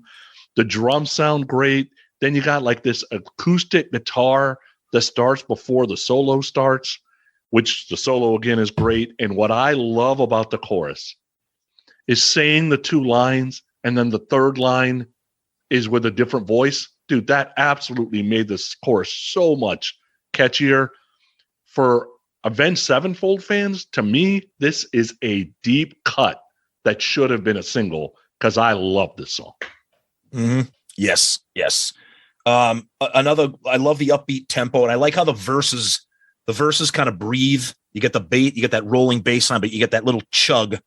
And then again, I said it again, the bridge, the melody into the bridge of the chorus, when his voice is going up and down, when he's saying, I've been chosen to pay with my life. And he's like, I've been like that, like just the up and down, and the melody and what the drums are doing they sneak in a little bit of the double bass during that chorus, but not enough to kind of overpower the song because it has its own tempo. It's just incredible harmonics between the voices, the vocals, and the guitars. The breakdown, Please Don't Leave Me, and then it goes into like this just ripping solo. Sinister Gates again, just stealing it, to just nailing it another again. To me, this is a good recovery from a middle album. We talk about track listing a lot on ARC. Having This Means War, Requiem, and Crimson Day 3 in a row was a very bad idea. That was a bad idea to throw those in the middle. To me, Heretic is the album getting back on track, and they nail it here. Heretic, cool riff. This is about as melodic as can be, catchy, like as popish. This song is very popish. Tone it down a little bit and give this to Journey or something like that. Yeah, and Steve Perry. It's like separate ways, especially in the pre-chorus where he's dun dun dun dun. It's got that popish feel to it. I like how he picks up and is screamed by the third line in each voice. It gets better and better. Mm-hmm. But the bridge, Please Don't Leave Me. Yeah, that's not good. That bridge come on. That was I Just Want a Bob Ezrin bridge. Like, no need for it. Get it out. It didn't need it. The solo's great. Again, this is a nice surprise in the middle of this song. It's really catchy. And this is one that I found myself keep going back to and really liked. Nice. So off to the next one. Coming Home. All right. So two of you aren't huge Maiden fans, but this is straight up Power Slave era Maiden riff. even when M Shadows says, "I've stood in hell," dude, all I could hear was Bruce Dickinson. Like, then I couldn't stop hearing Bruce Dickinson, which is great, right? M Shadows' voice, great on the track, great rasp. It's got, there's, like I said, movie soundtrack in the lyrics and kind of in the melody. Synyster gets a little long in the tooth on the solo here now. I don't know if we need a minute and a half, and the chorus is a bit meh. So here's where, just like Requiem, this is not the simple Avenged Sevenfold. This is where they're starting to get a little too complicated, a little too long in the tooth, a little too much shit going on, and somebody needed to tell them, cut XYZ out to make this thing shorter. I think the drums sound great, but the song was just kind of a little bit meh to me. And I have stared in the devil's eyes many times thanks to Jack Daniel. So, but yeah, the song was meh. How dare you? Me and you were sailing the seas of Avenged Sevenfold together. Of cheese. And we now, were sailing the seas of cheese. Now you are my heretic. My goodness. How dare you? So the beginning of this song is where I got hooked. So it starts off with he's got the singing voice, quote unquote. Okay. Then he gets to the next thing when he says, "I've stood in hell where many had to suffer." And that's when you hear that M Shadows metal growl type thing.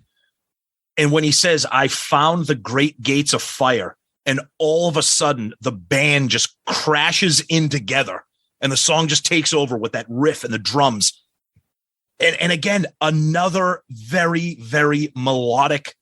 Yeah, there's not really a chorus when he's saying, "Live again, all roads end, I'll be coming home." Like, again, that blending of vocals and guitar is just something I can't get enough of hearing this. And Sonny, you are so way off, because in my notes here, this solo is off the fucking reservation for me. It first of all, it's incredible.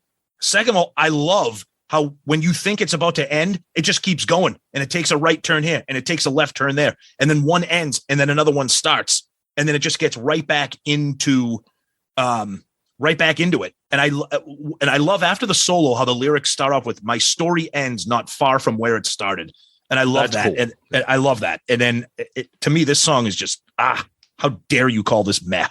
Oh, meh. Coming Home, Cinderella, Kiss, Keith Urban, Scorpions, Diddy, Iron Maiden, Megadeth, Danger Danger, Deep Purple, Leonard Skinner. Just some of the bands that have written a song called Coming Home. Holy shit. I like how the voice picks up again in the second verse. The verses are really cool. I like the song, but there's only one part I want to kind of echo on one of the points that you guys made. And that's Tom. I really like this guitar solo. It's the only one that I put really stood out for me. It's got nuts. that little switch 625 little song. Oh, it's awesome in the middle there. And then it turns, and then all of a sudden it goes a different avenue, another extended version of it. I think the outro on this guitar solo as well is really good. Mm-hmm. So I think the guitar playing on this in the done by fucking Zachy Christ, whoever the fuck this guy is, did a great job on this. Zachy Christ. You mean Sinister Gates? Yeah, that guy. Settle down. Yeah, I really like the guitar solo on this one. Nice. So, all right. Oh God. Here we go, baby. I think I've been waiting. I think I picked this album just so we could talk about this song. I think fists are gonna collide. Go ahead. Planets. All right, let's I'll start with the good. Like the way the drums intro. I love when it cuts out, it goes just to the guitar and then into the song. Total earworm. And I like that the vocals are a little more sinister, not Sinister Gates, but sinister, and just kind of shows the versatility of M Shadows. That's all I like about the song. This fucking War of the Worlds movie, modern metal shit that's got a terrible chorus. I have no idea why the brass instrument showed up again, because that's all weird. And to be honest, I got better things to do with 6 minutes than hearing fucking M Shadows telling me the planets fucking collide. Brutal song. Brutal. And it's not the worst song on the album, and it's brutal. What the fuck? Oh, I know where he's going now. Is happening.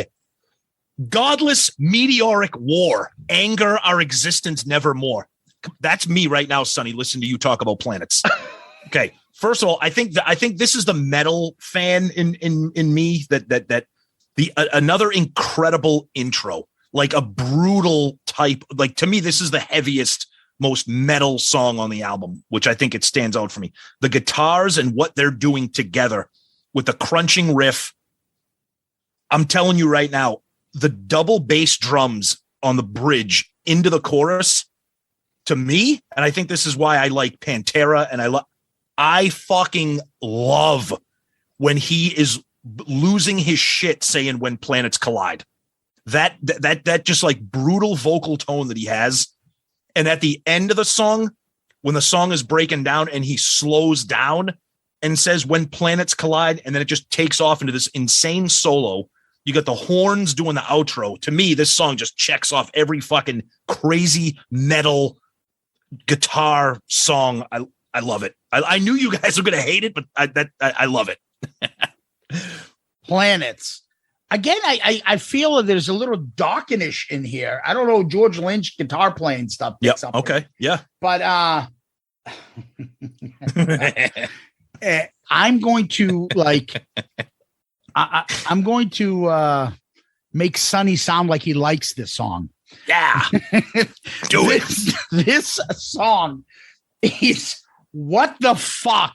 It is horrendous. It may have the worst chorus I've ever heard. It is so I love it. bad. I love it. Dude, that is horrible. Now, if it sounded like that, it would be horrible. But he's singing it, so that's why it's awesome. Dude, the best thing I can say about this, decent solo. This is half Possession. Oh, My stop. World. That's insane. Purple Haze, Crocodile.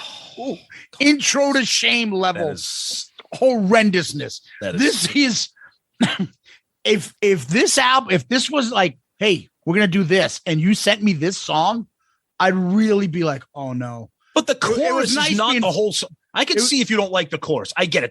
But the guitars during the verse, I mean, the song rips. The chorus, yeah, I understand. If you don't like the chorus, he's screaming and wailing. It can be a mess.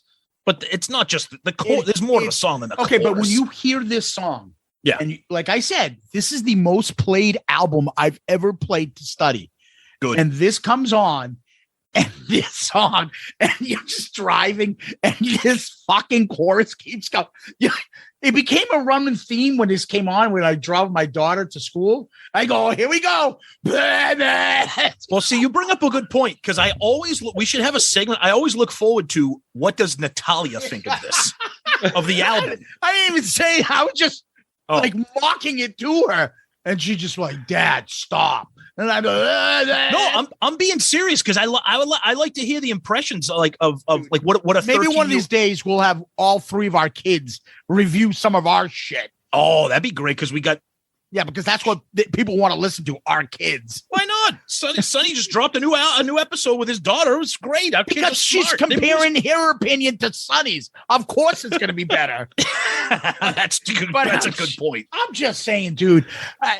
Like, if you took out that chorus, I'd say this song is pretty meh. If that, you add that chorus in, and it makes it awesome. It stands out, just like Murder. It like stands out to me. Like everything else in the song, I can't think of. I only think of that. I love it. Let's see, because I've got a feeling we're going to be on the same path. Let's see if I'm right about this last track. Okay. Acid Rain. All right. So let's start with the good again. The piano was nice. That's it. Okay. Because it quickly got to movie soundtrack, fucking heavy keys throughout the song. Even the guitar solo. Dude, the guitar solo is like dreary. The song was dreary enough. The last minute was a complete waste of my life. Now, if they were shooting for Use Your Illusion 2, fucking M Shadow swimming with dolphins and Sinister rising out of the water to play a fucking solo, they missed bad. They ended this album with a big, fat fucking thud. Because this song absolutely sucks.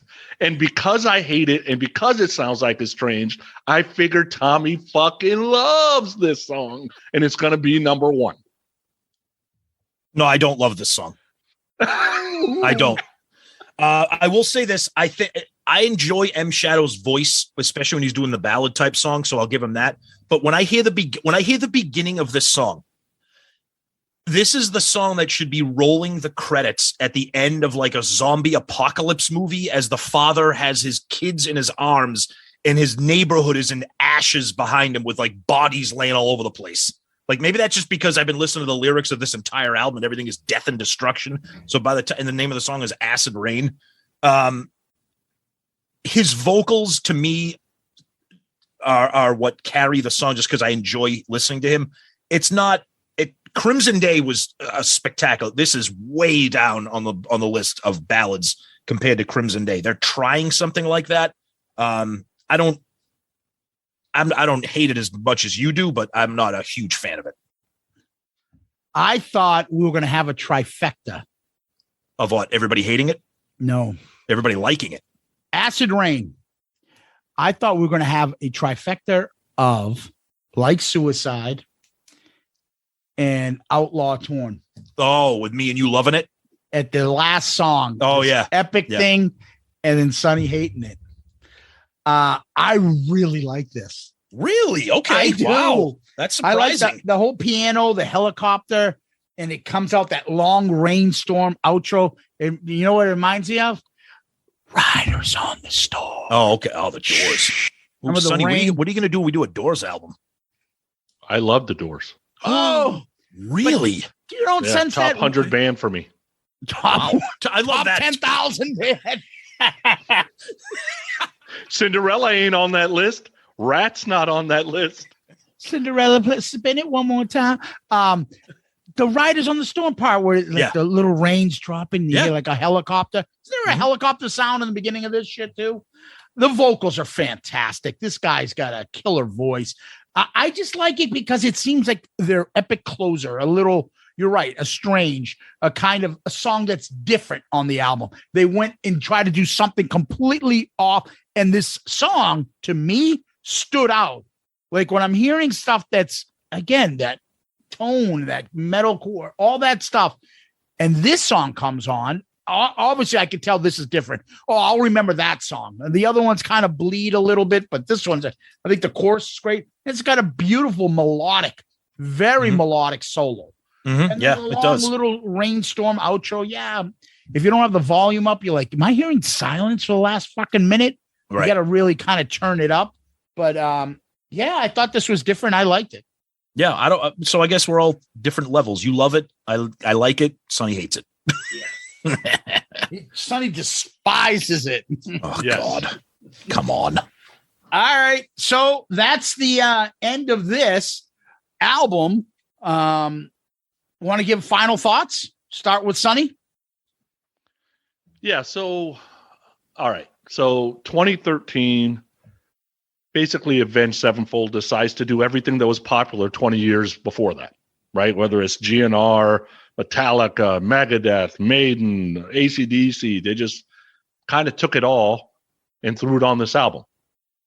For the most part, it works for me. It is a good mix.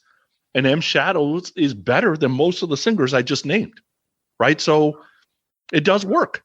I got to be in a mood for stuff like this, though. Like I've got this aggressive playlist that has Metallica, Megadeth, Disturbed, Godsmack, Bullet, Avenged Sevenfold. I listen to that playlist or songs from that playlist when I got to go send a hard message, right? I'm about to go walk the building and kick somebody's ass. And it's like, all right, I'm going to have to put this on for about 5-6 minutes and get the right songs and flip through some songs and just get the right mood. But it works. Overall, I like Avenged Sevenfold. I would say I like more than I don't like. And they're usually hit about a 70-80% likeness meter for me on every album. And that's even though they've changed through time. So overall, good album. Yeah, before I give my final thoughts, I just want to give like a quick 10-second comment on the bonus track. I know we don't talk about bonus tracks. It won't be included in the rankings, and Zeus won't play the clip, but that the bonus track St. James that was written for their drummer who passed away, if that was part of this album, that probably would have been a top 3 song for me on this album. That's all I'll say about St. James. So if you listen to this album, check out the bonus track. But in terms of this album, for me, I told you earlier in the episode, this is an all-timer for me. I listen to this album literally all the time. It's a go-to album for me when I'm not sure what I want to listen to because I know I'm just going to enjoy this. There's a couple songs on here that don't really do it for me, but they're still Avenged Sevenfold. It's still M Shadows, Sinister Gates, all those guys doing their things that I love. To me, this is what I want to hear. I know that I'm probably not the right Avenged Sevenfold fan because what are you talking about? City of Evil's their best album or whatever. I like them all, but this is the one album that I go to because of the crunch of the guitars, the simple construction of the songs, the vocals. It's just a standout metal album for me. Sonny said it best when he was doing his, the track by track, talking about the inspirations, the Metallica, the Megadeth, the Iron Maiden, the classic stuff, but giving it their own flavor. It's a standout album for me. Just a great one I go to all the time. All right. So for me, I knew nothing about this band. I'm glad I got to experience it. I'm glad you picked this. I think I'll use what Sonny said. I like more of this than I dislike. Nice. There's some hit and miss here, obviously, but that you're going to get that with most every band. Not every band's going to have a perfect album that we're going to review. Right. So I like that now I have this a concept of what this is. And if I hear it, if I pick it up, and if they come in town, I know myself. There's nothing really other than that song, and I laugh about it. Those 2 of the songs there that I'm like, oh, this is just unpleasant. I don't want to listen to this. This isn't Morrissey shit like that I'm like, I just physically cannot listen to this. Yeah. There's a lot of good parts here. I mean, the vocals are off the charts, the guitars, the drums. Like, this is a very talented band. They're not singing stupid shit. They're not too morbid and death metal, and they don't have Cookie Monster vocals. So I can see why this band is popular, and I'll probably, in 6 months from now, I'll tell you how much I really like this album, and hopefully buy more albums from them. We'll see. Who knows? Cool. All right. Nice. I can't believe you were talking shit about Morrissey. Morrissey is as influential as Prince is to this generation. Like, Morrissey's amazing. Dude, what the fuck don't you like about Morrissey? Morrissey is horrendous. Are you? No, yo. Give me the Sonny laugh. I can't. I'm fucking with you. Yeah, oh my God, dude! I can't stand Morrissey. Oh my God! You made me nervous for a minute because you're my friend. I didn't want to really shit on you that bad because you seemed very passionate about what you were saying. But I was like, this can't be real, dude.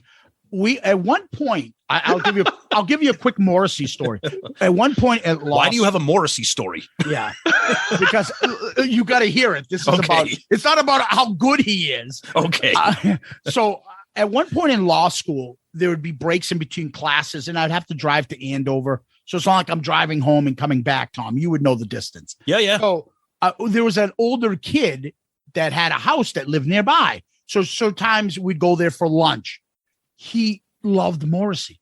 He would play it at his house and be like, and one of the other kids would be like, oh yeah, I really kind of enjoy this. And then he turned to me like, this is fucking horrendous. I stopped going. I sat in my car for like lunch break because I would rather do that than go to this guy's house, relax, because he would play Morrissey. I agree with that. It was like unpleasant. I would do the same thing. Yes. That's my Morrissey story. Yeah, that's a good one. Okay, good. Now let's go to the song rankings.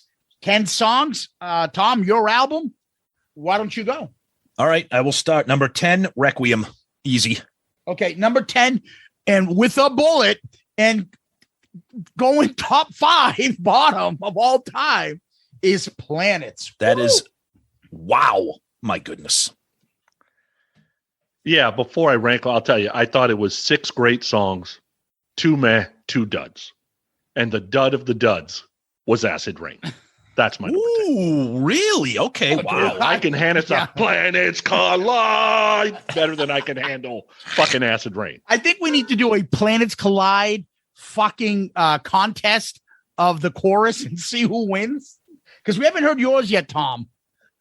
You don't want to hear mine. Have Scout bark it out. I'll bring him in. He'll do it. Row, row, row, row. My number 9, This Means War. Wow. I didn't expect that. Mm-hmm. Wow. Requiem for me, number 9. Number 9 for me is Planets Collide. It's a mad Scooby-Doo doing that. Do it again. Planets Collide. Scooby-Doo said Planets Collide. My number 8, Acid Rain. Oh. Number 8, Doing Time. Oh. Wow. My number 8 was This Means War. My number 7 was Crimson Day. So I had all those. Then my top 6 could be pretty much shuffled on any day. I do like Crimson Day, but I'm just ranking it low because it's a ballad. 7, This Means War. My number 7 was Coming Home. Number 6 for me, Doing Time. 6, Crimson Day. My number 6, Requiem. I actually like that song. Wow. Number 5, Heretic. 5, Coming Home. My number 5 was Shepherd of Fire. Number 4, Hail to the King. These could be shuffled up for me at any time. These are all standouts for me. But number 4 for me, Heretic. Number 4 for me, Crimson Day. Number 3, Shepherd of Fire. Number 3, Shepherd of Fire. Number 3 for me was Hail to the King. Number 2, and it's funny, it was literally almost number 1, Planets. Oh my God. I'm not kidding. Yep. Wow. Yep. Wow. When we rank these, this song is going to be so fucked up. When we see, I'm glad. Actually, now I can't wait to see what happens when I pick a Pantera album. Oh, it's going to be even better. Oh, God. Yep. Number 2. Yes. Acid Rain. What? Number 2? I love it. It's different. Wow. It's very different. Number 2 for me is Heretic. Too catchy. Number 1 for me, Coming Home, checks off all the boxes. That solo just seals it for me. Number 1 for me, Hail to the King, with that opening fucking line. Mm. It just starts off in kick-ass song. Mm-hmm. And number 1 for me is Doing Time, because I want that shit on Appetite. Oh. That song is Great. Everybody's great song. doing time. It sounded just like Axl when he was singing. It did. Yeah, it does. It's very. Yep. All right, so top 4. At number 4, we got Coming Home. Tied for second was Heretic and Shepherd of Fire, and number 1 was Hail to the King. Nice. Yep. Cool. Well, what we do next is we go to album covers. Tom, you want to read what we've done so far for albums in general? Yep. We have done Appetite for Destruction, Slide It In, OU812, Super Unknown, Pyromania, Load, Peace of Mind, Bon Jovi, Blizzard of Oz, Jar of Flies, Winger, Single Soundtrack, Mechanical Resonance, Odyssey, Hailstorm, Detonator, Highway to Hell, Once Bitten, Look What the Cat Dragged In, Hotel California, Back for the Attack, 10, Bad English, Down to Earth, Shout at the Devil, Slave to the Grind, Purple Rain, Heat 2, Use Your Illusion 2, Night Songs, and now we have done Hail to the King.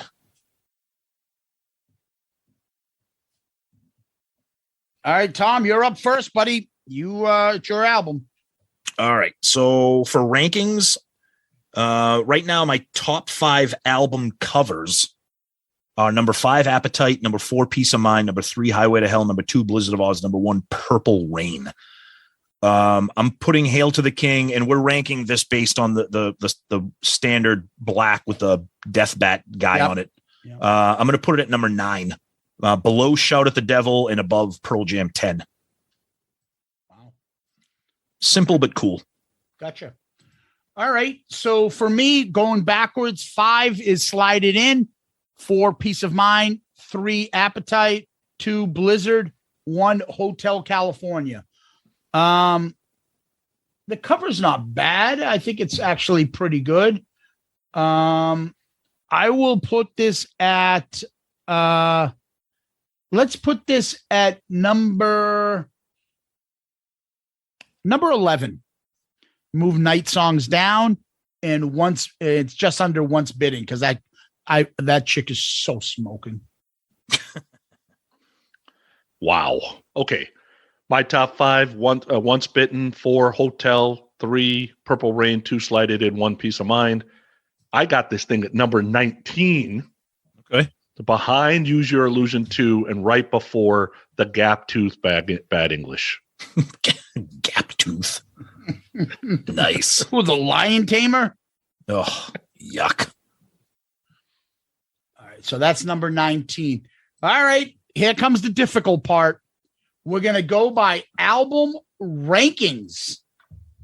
Yeah, this was not easy because we got a lot of stuff in here, and Hail to the King is like very, very new, talking about a lot of 80s and 90s classics here. So my top 5 right now is number 5, The Single Soundtrack, number 4, Mechanical Resonance, number 3, 10, number 2, Shout at the Devil, and number 1, Purple Rain. Hail to the King slides in to the number 5 spot for me. Oh God. It's an album that I listen to all the time. It probably because it's new and I haven't had 40 years or 30 years exposure to it. So it's number 5 for me right now. Wow. Yep. All right. Number 5 for me was Back for the Attack, 4, Appetite, 3, Pyromania, 2, Blizzard, 1, Hotel California. Where the fuck am I putting this one? Let's see. I'm going to put this at number 23. Okay. Which is ridiculous because I don't like this better than Hailstorm. And how do I have Hailstorm at 25? I do not understand. Can I move that? Jesus. Yeah, at 23, Under Load and above Purple Rain. Okay. You brought up a good point, by the way. I was thinking if we had like a do-over, like if you had like one do-over to re-rank something, maybe we'll talk about that in the future for an ARC episode. Oh, Hailstorm would definitely move up. I've listened to that more and more and more. Yep. All right, so my top 5 right now, I got Mechanical Resonance at 5, 4, Appetite, 3, Slide It In, 2, Hailstorm, 1, Purple Rain. I've got Hail to the King at number 19. So it's behind Shout at the Devil, but above Blizzard of Oz. Wow, 19. I thought you'd be a little bit higher because I know you're an Avenged Sevenfold fan. Blizzard of Oz at number 20. Holy shit. Because there's some shit songs on that album. How could you have Planets last? Planets. Fucking Planets. All right, guys, what we do next is we go to this. Tom, you lead us off, brother. All right. I'm going to go with something brand new and recent and current that is making me rock hard. And that is my son and I went to the early Thursday night premiere of the new Thor, Love and Thunder. We're big Marvel fans. We've seen pretty much, with the exception of maybe 2, we've seen pretty much every Marvel movie in the theaters. The big event for me and my son ever since he was little. This one was a blast, a ton of fun. Does it really add anything to the MCU if you're a Marvel geek? Not really, but it's just fun summer. It's got tons of laughs, tons of action, It surprisingly had a lot of emotion that I wasn't really prepared for, especially in the current state that I'm in right now. I wasn't ready for that. Christian Bale plays Gore, the God Butcher, one of the greatest on-screen villains you've ever seen, because Christian Bale doesn't do anything half-assed. So the role he plays in this is friggin' spectacular. If you're a Marvel fan, you have to see it. Even if you're not a huge Marvel fan, it's really fun. It's well made. Natalie Portman's in it. Chris Hemsworth is a standout. Christian Bale is the villain, is just awesome. Tessa Thompson is in there too. Great stuff. Fun summertime movie. Highly recommend it. Thor: Love and Thunder. Dude, just for fucking Natalie Portman. Yeah, she's hot in this. Believe me. Yes. So I love the Marvel movies. I love the DC movies too. I love those type of movies. I haven't seen the Thor movie yet. Okay. But dude, the marketing and like the branding, they made it very cartoony. I'm like, dude, are you going like slapstick funny here? Or are we sticking to the serious Thor? Because Thor's a little more serious with a bit of clever, really. Well, they did that because the first two Thor movies, Chris Hemsworth went to Marvel and said, I feel like I'm kind of suffocating with this Thor role here because I'm not really doing anything. And if you know Chris Hemsworth, before he took on the role of Thor, he's been in some movies where he kind of has a little bit of a sly sense of humor. He has like an edge to him. So the director of Love and Thunder was the director that did Thor Ragnarok, which was the first one where they kind of injected some of that like humor, some of that like comedic stuff. So they brought back that same director for this, and they did that. It's a really good blend of laughs and stupidity stuff, and then Thor like action, fighting scenes, with the Christian Bale villain and stuff. So it checks off a lot of boxes. For me, I liked it. For a lot of Marvel fans, they think it checked off too many boxes, but I really enjoyed it. I've never seen all of them, so okay. I don't know. Yeah. I'm still stuck. If I've been watching him trying to go catch up from the timeline as when they were released, not the actual timeline. Oh yes, I'm still on the one where there's a fucking raccoon guy. Oh, the Guardians of the Galaxy. Yeah. I'm up to that. You're way behind. So I'm way behind. I still don't know what happened in Endgame. So I hope no one Jesus Christ. I don't know who's alive and who does new movies. So this is all new to me. So go ahead. Okay. But Tom, they had, it felt like Space Jam. Yeah. Like they're marketing it like a Space Jam. I'm like, what the fuck are they doing? Yeah. Yeah. And I'll tell you right now, there's 4 Guns N' Roses songs in this movie. Yeah, I heard one of them already. Yeah. It's good, I will say that for what I know, I agree with Sonny on this.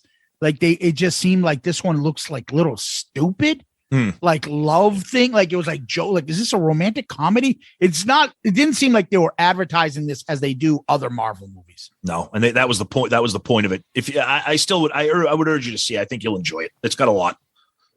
Okay. So mine is Elvis the movie. You knew I was going to talk about this. Oh, when nice. It came out. Yeah. I saw it opening day. I can tell you it is they did a great job on it. I like everyone that loves super like their big hero or music thing. And you see these documentaries, like if you're a big Queen fan or the Elton John one, you're like, are they going to do this right? Are they going to fuck this up? I am happy to say the worst thing I can say about this fucking movie is Tom Hanks. That was some of the downside I heard. He just looks weird, and the accent and stuff. It's okay, but it's still Tom Hanks. So the guy that plays Elvis does a tremendous job.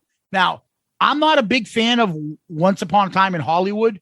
I don't know if any you both seen that movie, right? It's the worst Tarantino movie by far, except for the last 10 minutes. Yes, and he's in that last 10 minutes. He was one of the killers that came out. Remember at the end of the movie when he's like, "Yep," and he's all stoned, and he's like, "What's your name?"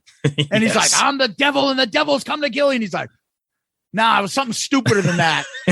That was him. Yeah. So I never really recognized him from anything, but man, this guy kills it. Every little thing, because I know the 68 comeback special like the back of my hand. I've seen that more than any fucking Kiss thing ever. I've seen his 56 stuff. I know every little move. It was right down to the T. Everything. Now, I don't know this fucking Baz Luhrmann shit. He does all those musicals. hit or miss. People either love him or hate him. They did a good job. You can't do all of Elvis's story and fit it in. So I'm sure there are people like, oh, you didn't do this, like Kiss Tards do. Oh, you didn't do this, you didn't do this. But they did enough. Okay. And the best part is they expanded the 68 comeback special and put a lot of emphasis on that and talked about the stuff that Elvis gets criticized about, that he was just a sheep, just listening to the Colonel Parker tell him what to do. They really did a great job on that part, showing where he finally is like, you know what? This is I want to do what I want to do. Fuck you. And I really loved it. I can't say enough about it. The family supported the movie. It's done really well. And it's done in they're getting a lot of accolades for it. It's great. And if you're a fan of Elvis, you've seen it. But if you're not sure, it's a great biopic that you will not be bored with.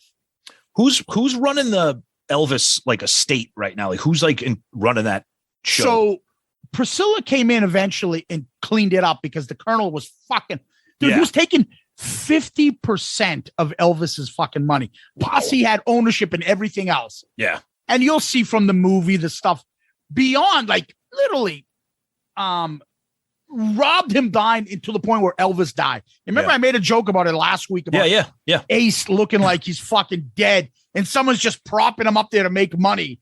Yep. He looks like he shouldn't be up there. It is like that in the movie where like Colonel Parker's like, well, Elvis collapsed before thing because all he does is take drugs to stay up at night to do his shows nonstop. And on that high, he has to take all sorts of tranquilizers, pills, just so he can sleep, which I always say is the biggest killer of all celebrities. Sleep. Yeah. Prince, Michael Jackson, Elvis, Whitney Houston, all these people, fucking Tom Petty, they're all get involved in drugs. It's not cocaine overdoses or heroin. It's people that they can't get their sleeping habits to get that high to stay up in concerts and that low to be able to, relax afterwards and get some energy.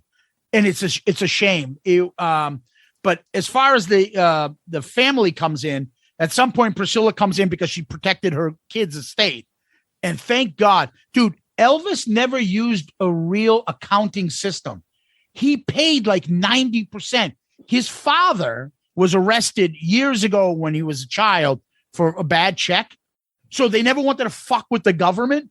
Yeah. So he would just write the check. What do I owe? Okay, here you go.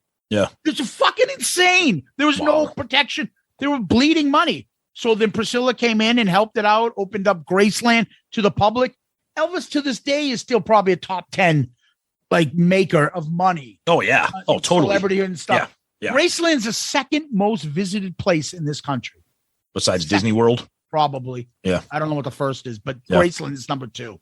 And maybe the first is the Kiss mini golf. Maybe that's number 1. Yeah, there you go. Yeah. And in the end, I think Lisa Marie got to the age where she inherited it all. Okay. So she her and Priscilla and all them, they run it and they do a great job of it. They really do. Cool. So yeah, I recommend go seeing it. It's a good movie. Good. They do a great job with it. So.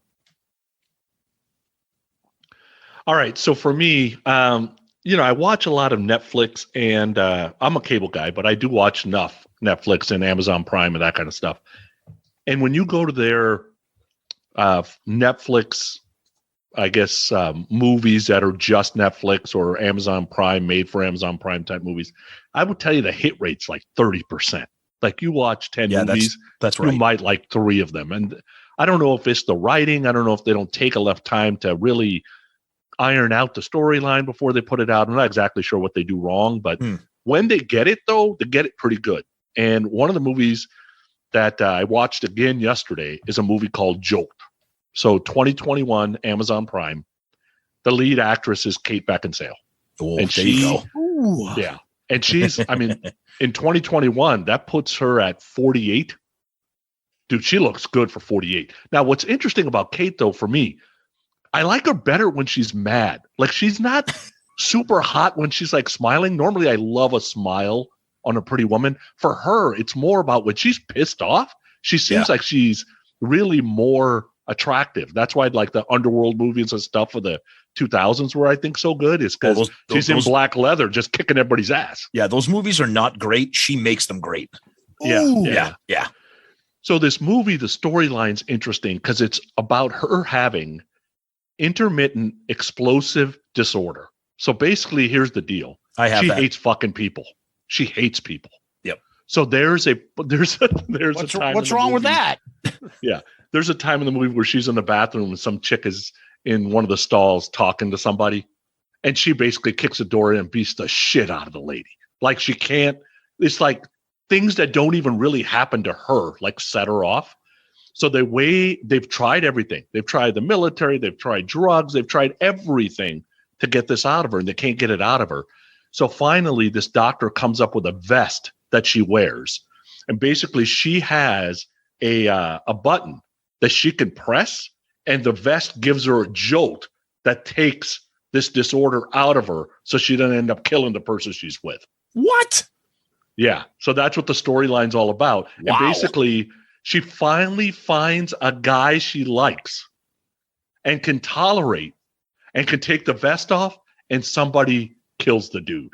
So she's not happy about that. Oh, what's the name of this movie again? Jolt. Wasn't there a kid cartoon movie about a dog named Yes. No, that was Bolt. Yeah. That was Bolt. No, there was a Jolt Cola. Yeah. Remember? And they used to the marketing campaign was that it had twice the sugar and twice the caffeine as Coke. Yeah. Yeah. So you want to check this movie out because it's what you would say in the VHS days, a B movie. It's basically a B movie, but because she hates people, it is so great. It's everything you would want to do, and you at the end you feel like you most likely need a vest. Like she's got a psychiatrist, so like when she goes and talks to the psychiatrist, he has a gun that he has his hand on just in case she freaks out. She has to cuff herself to the chair so she can be in the room. Like it's that kind of shit. Nice. Love it. Settle down. Jesus. Love it. Wow. Well, on that happy note, Sonny, where can we find you? growinguprock.com is probably the easiest place. Podcast Rock City, we're on every Sunday live. I'm on Twitter and Facebook and wherever else, but I'm easy to find. Yeah, so if you're listening to us for the first time, we are an all Kiss podcast that drops new episodes every Saturday, and we do these ARC album review crew episodes once a month. We rotate between, we each take turns picking. Obviously, this month was me. Next month is Sonny, then Zeus, and then we go back to our Patreon pick. So if you're interested in that, you can check us out on patreon.com or Patreon, the app. There's a lot that we do.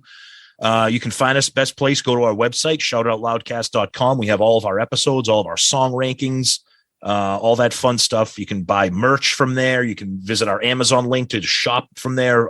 Everything's there for you. And our email address, shoutoutloudcast@gmail.com. And we're very active on all the social medias, Twitter, Facebook, Instagram. So check us out. We're easy to find. Yeah, you can always DM us on Instagram, Twitter, Facebook. We do respond. And don't forget to go to our YouTube channel right there. I think we're like 600 something. So the next one is 700. So make sure you subscribe to us over there. And then finally, if you can, please go and give us one of those 5-star child reviews on Apple iTunes, on Stitcher, Spotify, Facebook, Podchaser, wherever you can. It's always greatly appreciated. It moves us up the food chain, gets other people to find our show and join in on the fun.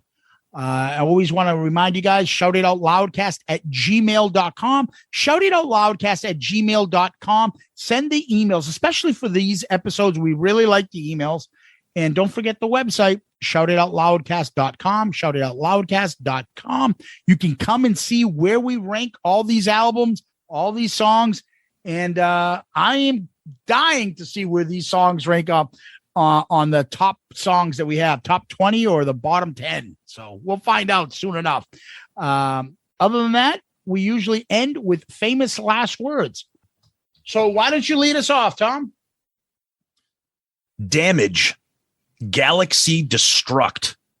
Endless celestial orbit corrupt. You will be forgotten like the others lost in time. Dead civilization left behind. When planets fall lost. God, that was so much better. I thought I'd save it for the end. Oh. All right. I can do this one. Next one. Watch your tongue or have it cut from your head. Save your life by keeping whispers unsaid. Children roam the streets now, orphans of war. Bodies hanging in the streets to adore. What a this is like a holiday album. My flesh will feed the demon. No trial, no case for reason. I've been chosen to pay with my life. Madmen define what mad is. Ooh, I like it. All the extra singing you got from the three of us today, free of charge. Free of charge. Yep. We won't even we won't have to pay any bills for that. Yeah, it's free. Yeah, there'll be no Patreon to listen to me sing Planets for a fourth. Yeah, there'll be a Patreon bonus episode of Zeus doing karaoke to this entire album. Oh God. Oh, Tom, Sonny, Loudcasters, Kiss Army, whoever else is fucking listening. Does Avenged Sevenfold have a fan base? They call themselves something? They have a website. I don't know. Maybe they call themselves the Zachy Vengeance people. I don't know. The Zachy the Christ. The Johnny Christ Todds. Johnny Coolballs and the rest of the gang. Thank you. Yeah, they don't have a cool name, but they have unbridled enthusiasm. That's interesting. Great time as always. We're back, baby. We're back. And it's my next pick. Oh, And I promise it won't be Planets Collide. Guys, great to be back. Thank you again for all the support from everybody out there, including you guys, of course, and all the listeners and Loudcasters. Great to be back, and fun album to talk about. I'm glad we had some fun with this one, so thank you, guys. peace out, Girl Scout. My